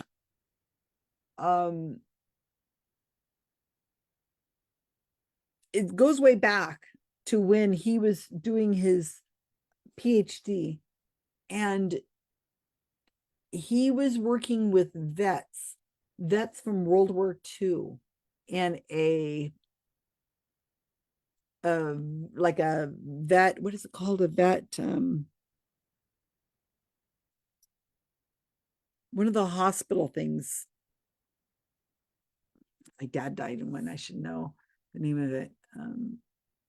Anyway, so you're working with people who are infirm not hospice, but people who are infirm. And he was working with some guy. And the guy decided he wanted to tell the story of World War II, and he had never told his wife the story or anything. And I guess they liberated a concentration camp. So I'm listening to Coan tell the story in a podcast, and I'm thinking, oh my gosh, this is the beginning of the hand holding study. And what happens is this guy wants to tell the story of World War II. And this is in 80s, I think. So it's been a while. And the man was really not, he was in a very difficult, he didn't want to tell the story, but he did want to tell the story. And his wife was there, and she came over and she held his hand, and the man was able to get through the story. It was so interesting just being able to see that this guy felt empowered because his wife, who loved him and he loved his wife, and she had his back, and they held hands, and the man was able to do it and tell the story. And then later on, so Jim is doing a, as I said, he's working on his PhD with this other person who I have mentioned in the article, can't think of his name, about people who, couple therapy. And these couples fight, and they watched them fight. In fact, they egged them on in some cases. And then I guess they made predictions based on who's going to stay married. Don't oven proof your cinnamon rolls. So they would watch them bicker and fight, and then they would be able to decide who's going to remain married. And they used stats and stuff like that. But one of the things they started doing, because Jim Coan has a neuropsychology, or is it neurobiology? I can't remember, degree, clinical psychologist with the emphasis on neurology, I think.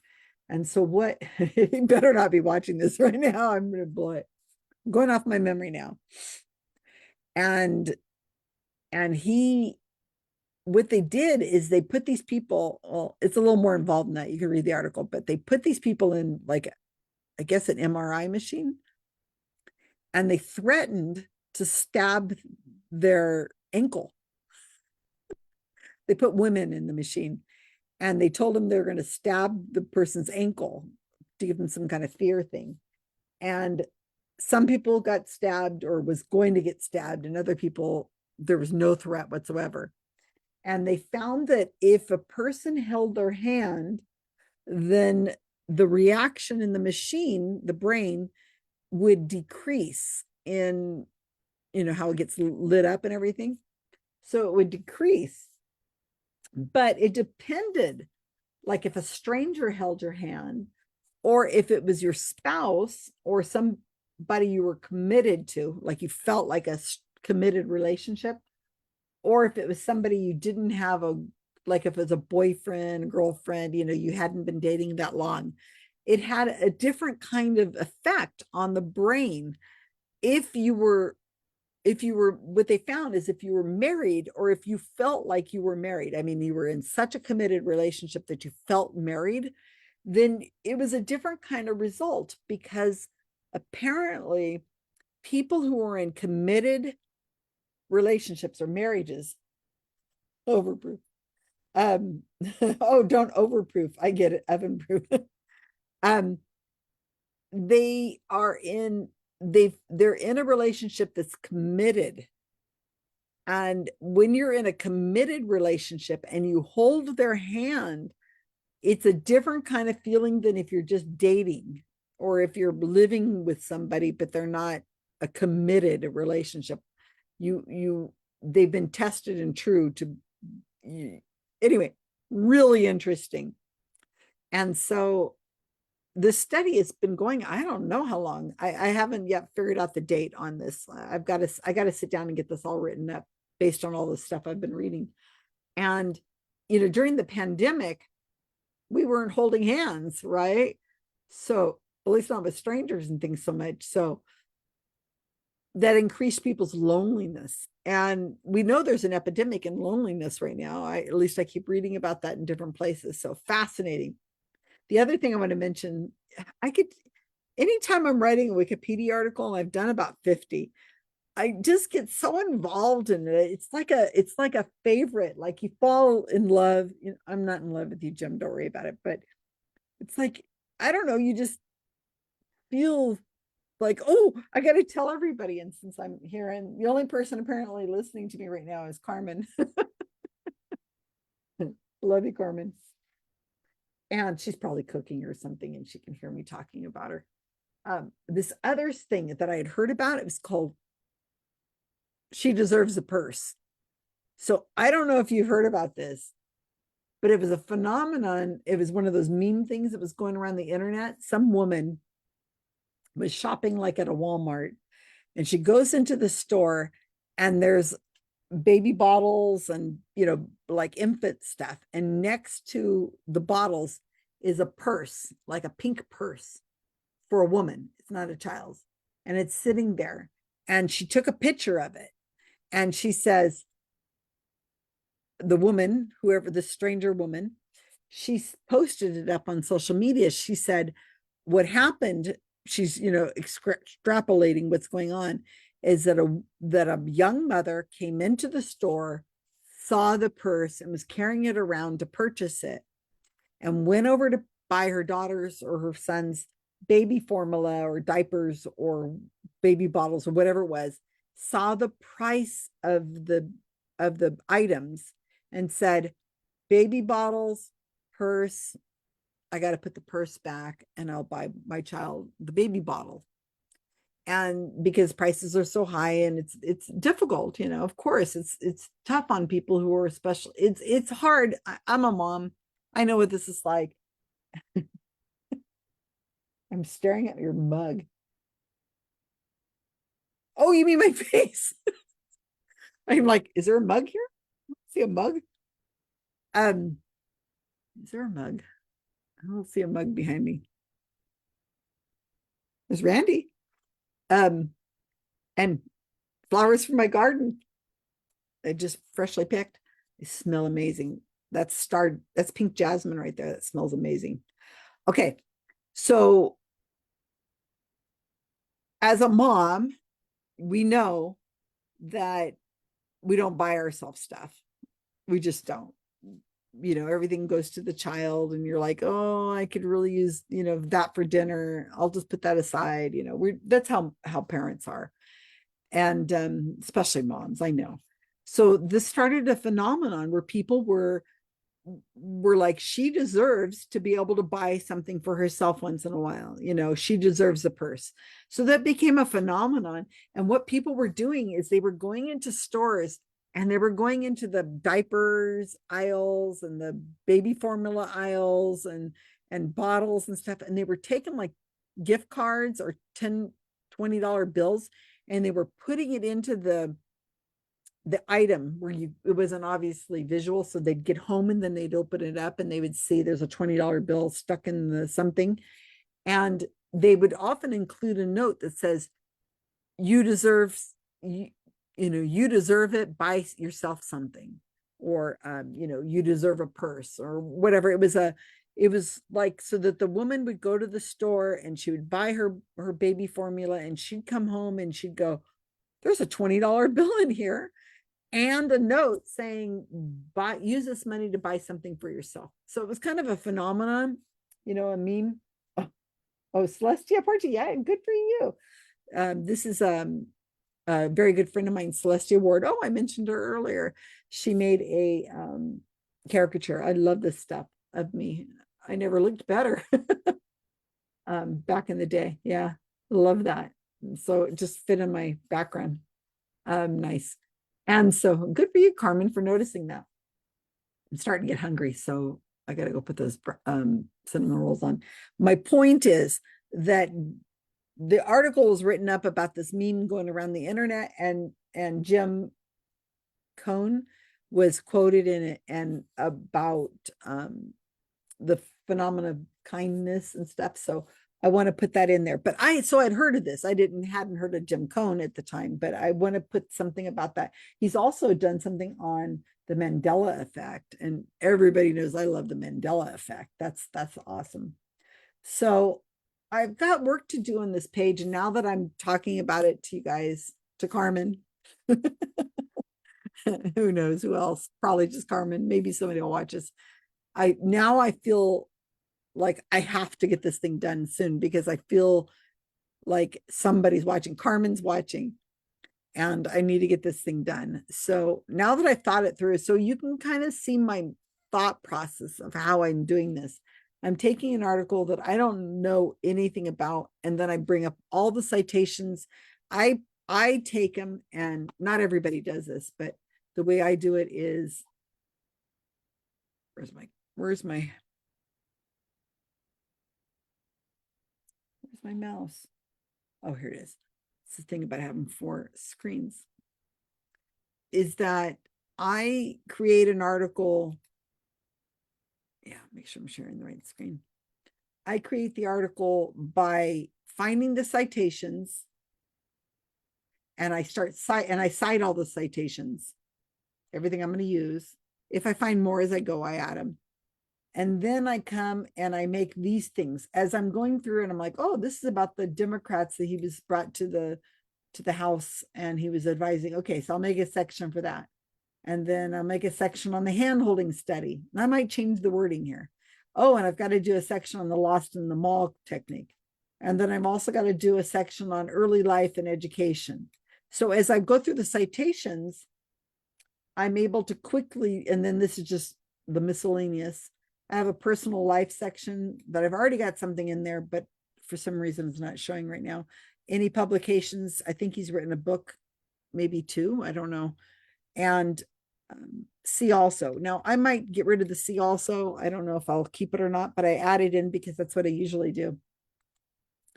And then I just go through citation after citation, and I went through, and I just created the early life and education. I went through everything that had to do with the early life and education, and I just took everything out of it I wanted.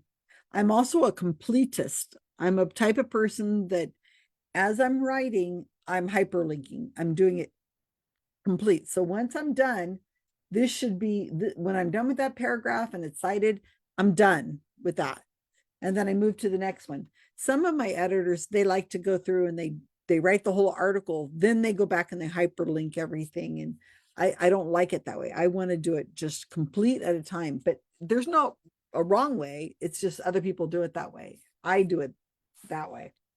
And it helps me finish as I go. And then of course I got to reread it, and then I'll give it to the secret cabal and they'll go through it and look it over. He is Carmen. Oh, hey, Bruce, you're still watching? Oh my gosh. It must be like midnight there. Oh, it's so nice. It's so nice. I don't feel alone. I don't feel alone. But I was going to show you this just lastly before I go try to make the get those things in and get me a big fat glass of ice cold milk. I was going to just share this. I am really, really trying to get these skeptic camps going. You guys, I'm not going to find new editors or people to write about or anything like that unless we start meeting in person and really getting together with each other. So nobody else has collected this, so I've been doing this. Yes, yes, Bruce, I know that I should put the SGU on here, but it does say not a con. So I have just gathered all the skeptic camps and conferences that are going to be happening in 2025, and I put it on my website, which is abouttimeproject.org. And I spent hours doing this, so don't hate it. And I've made these little boxes with the links to everything. So we started out the year with Monterey County Skeptics. Thank you, Carmen, for going to that. And then we went down to the LA. So I put these little complete things over the top of them. And then the Surf Coast Skeptics in Australia. This is the longest running skeptic camp in Australia. And I remoted in. They let me talk to the people there. It was so nice. And then next, oh, I'm in the weekend. So next weekend, the first weekend of April, I'll be in Lodi. I'll be doing a talk on psychics. And the same talk I did in LA, and that's in Lodi, California. Be reasonable. I could not think of the name of it. Be reasonable. Isn't that clever? And then I'm going to be up in Calgary, Alberta, Canada for the We Can reason. And I'm going to do a long talk that's going to be Wikipedia related and psychic related. I just haven't come up with a title for it. Then I'm going to drive with Adrienne and her husband over to Edmonton. And I'm going to do talks in a college classroom. We're going to talk about Wikipedia. So Kat, Adrienne, and I are going to do like talks to the school about the importance of Wikipedia and just little stuff about Wikipedia. And then that Saturday, we're going to have a skeptic camp. It's held in the University of Edmonton or something. I don't know. I'm just in the car. They take me where I go, and that's where I go.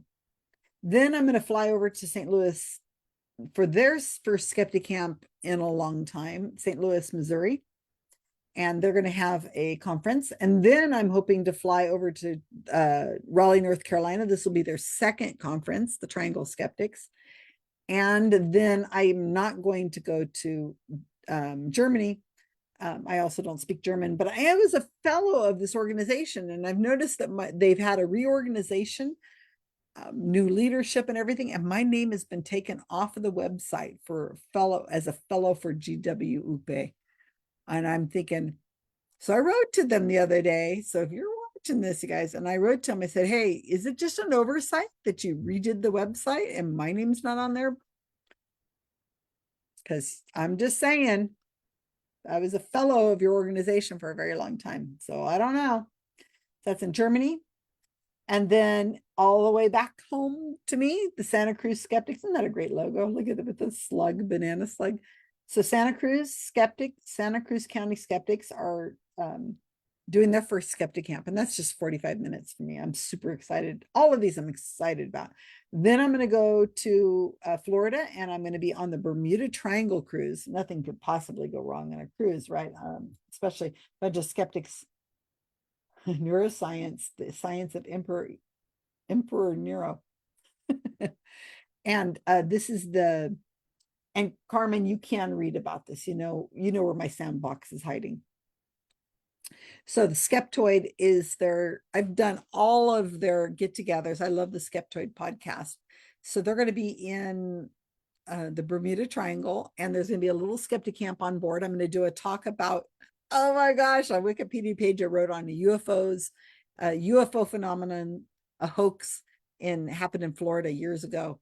And so I'll be talking about that, but it's like a 15-minute talk. So that's going to be a big hangout over there. Then I am not going to this, but I really want to push LilyCon. This is really a big deal. It's for teachers who are teaching critical thinking, or people who are interested in promoting critical thinking in the school place. So this is academics. These are all people who are teachers, I believe. And this is going to be happening in Edmonton. And it is called LilyCon, named for Lilienfeld, Scott Lilienfeld, who was a fellow of Center for Inquiry. And I actually knew him. In fact, we'd had conversations about facilitated communication. Really, really genuinely nice man, wonderful writer. He died a few years ago. It was very sad. But the conference is named for him, LilyCon. And so this will be their second go, and they're going to be having it at the same university that I'm going to be doing a skeptic camp at. So that's super exciting. Then I'm going to go to Chattanooga, Tennessee. And this is Center for Inquiry and FFRF, the Freedom from Religion Foundation. The Scopes Monkey Trials having its 100th anniversary. So in the middle of July, we're going to Tennessee. Whoo, man, I tell you, that should be interesting. That's happening at the same time. Oh, these two are happening at the same time, LilyCon and the Skeptoid thing. I'd like to go to LilyCon. Then we're hoping to have a one-day conference, a skeptic camp in Chicago. They're not exactly sure of the date, but we think it's the 27th, very first time. Skeptic Track in Atlanta at Dragon Con. I've done that twice. They have wonderful speakers, mostly, all but one are really great speakers that they have every year. And that's a crazy hot mess, very expensive to go to. Then Oakland, California, we're having Skeptical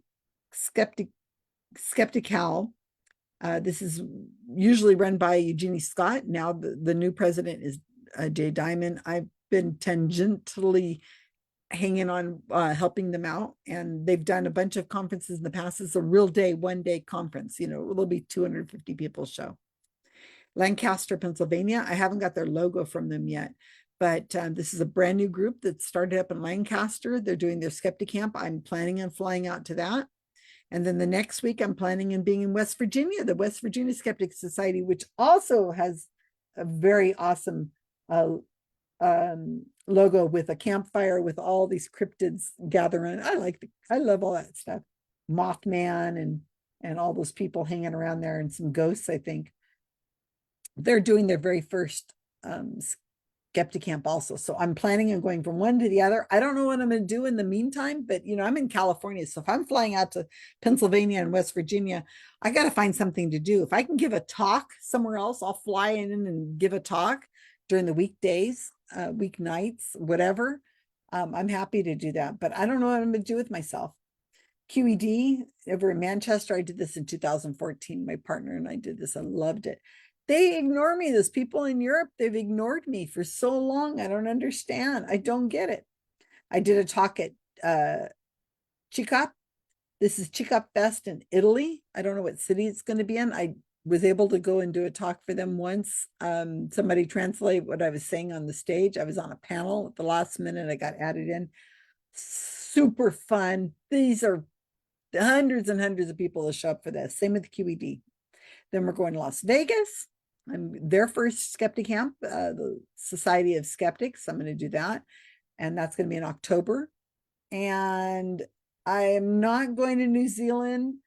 Oh my gosh, I've done this 2 times. I've done their conference, but it's expensive for these smaller groups to be bringing somebody from California out to New Zealand or Australia.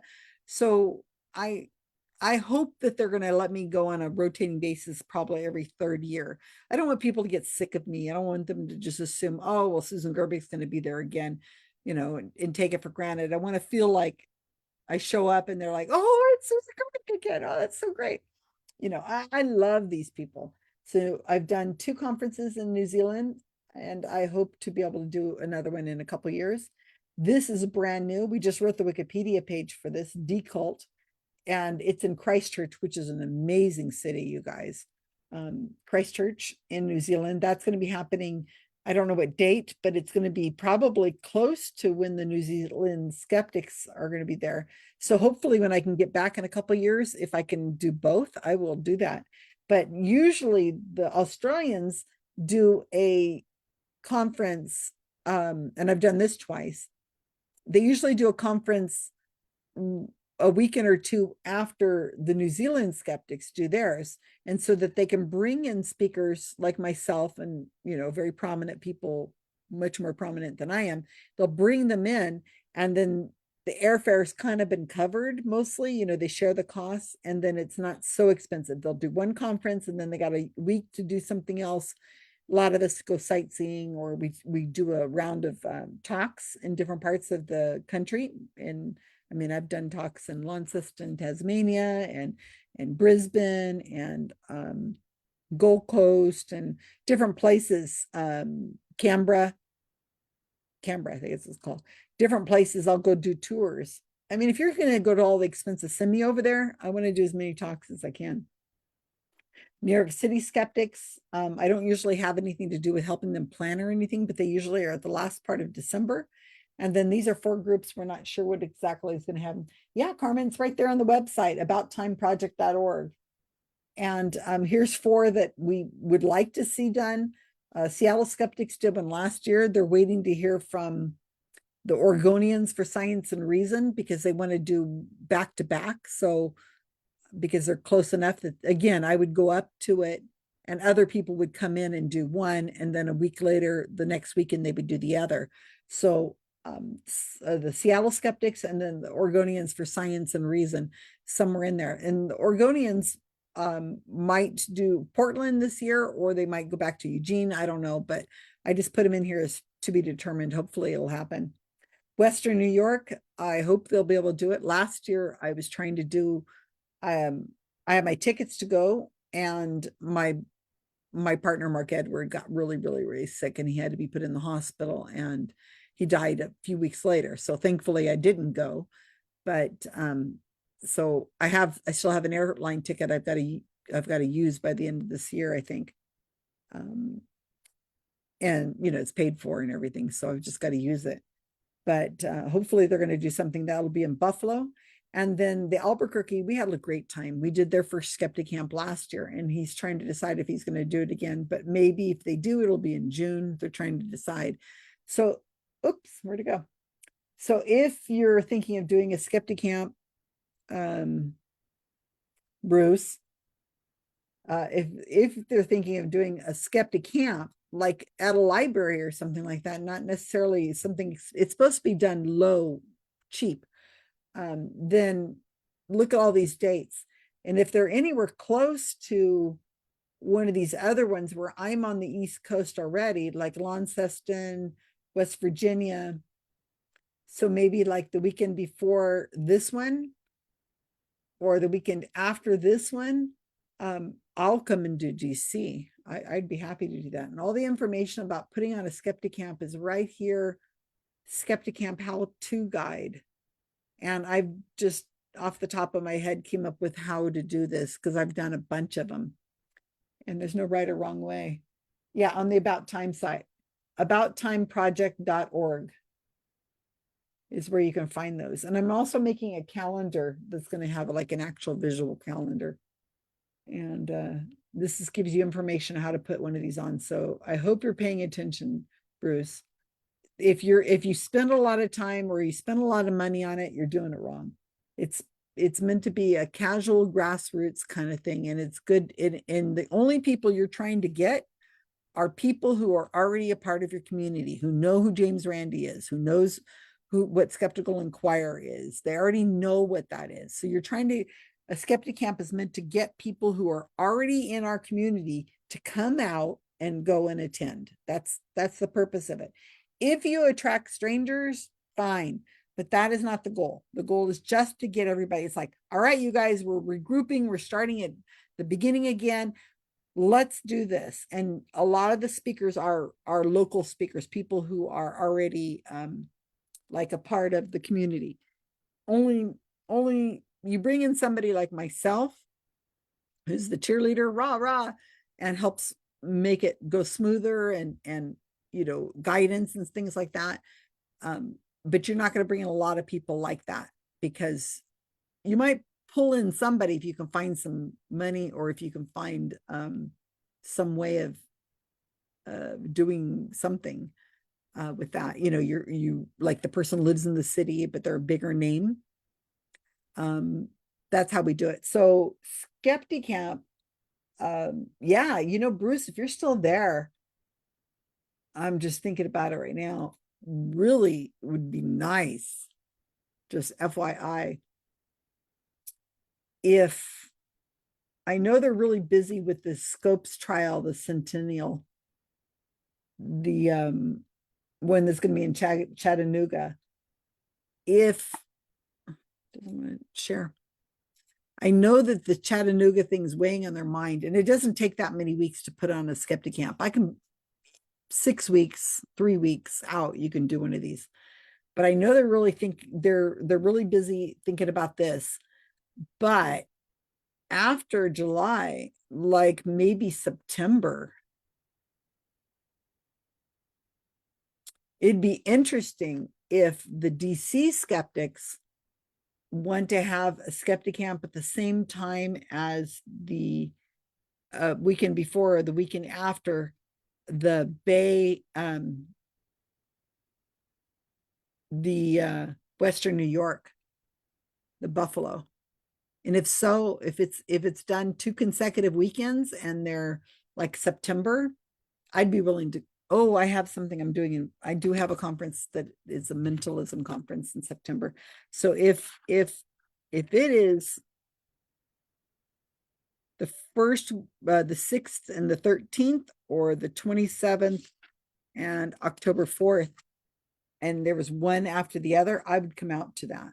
So because I am a nonprofit, so I have some funding, but the Center for Inquiry is really been having my back, and they're trying to help out. They've provided a budget for me to be able to go to a lot of these. So I'm not going on my own dime, obviously. I don't have a lot of dimes, but I'm happy to go. I could see making that happen, especially since I already have a airline ticket to get to Buffalo. I just have to book it before it expires. That was $900, I think. So that's an idea. Or two groups out there, very, one and then the other, because DC is not that far for me to fly from DC to Buffalo. In fact, I've done it before. A few years ago, I was out and I gave a talk to the DC National Capital Area Skeptics. My words way over there. I can see it right here on the shelf. I don't even get it. They gave me the Phil Klass award. It looks like a UFO. It's really great. It's a glass thing. Yeah, just thinking off the top of my head. That sounds really good. Anyway, so I've got to get this editing done. I've got cinnamon rolls to put in the oven. Bye, Carmen. So Bruce, yeah, you're thinking about it. I'm just thinking off the top of my head. Read that website I gave you on how to put on a skeptic camp and message me. Let's have a conversation if you think you want to do it. But I'm just saying, if it seems like that'd be kind of fun. And September is beautiful and cool back there in DC, isn't it? Yeah, and Buffalo. Wow, I really want to go to Lilydale. See if I can get Kenny Biddle to take me to Lilydale. I've been there once. And then I have, I've got middle of the week. So I do the conference, go over, then I've got a week to kill, and then I've got to go do another skeptic camp. And then it's worth my time to fly out there, is what I'm trying to say. I don't want to fly out to a skeptic camp for one weekend. I want to do 2 in a row or 3 in a row. And of course, they're always on the weekends. Friday nights is the skeptics in the pub. Saturday's all day conference, dinner afterwards. Then it's then some kind of activity on Sunday. And that makes it for a fun weekend for people. We could probably get some other speakers too. But yeah. Hey, maybe we can ask this Jim Coan, what's his name? Coan, Jim Coan. He's at the University of Virginia. Maybe we can get him to go and do a talk. Oh, wouldn't that be awesome? It would come full circle, right? He owes me now. It don't work that way. But that would sure be fun to have him come and do a talk for a skeptic camp. That would be fun. Yeah. All right. I'm talked out.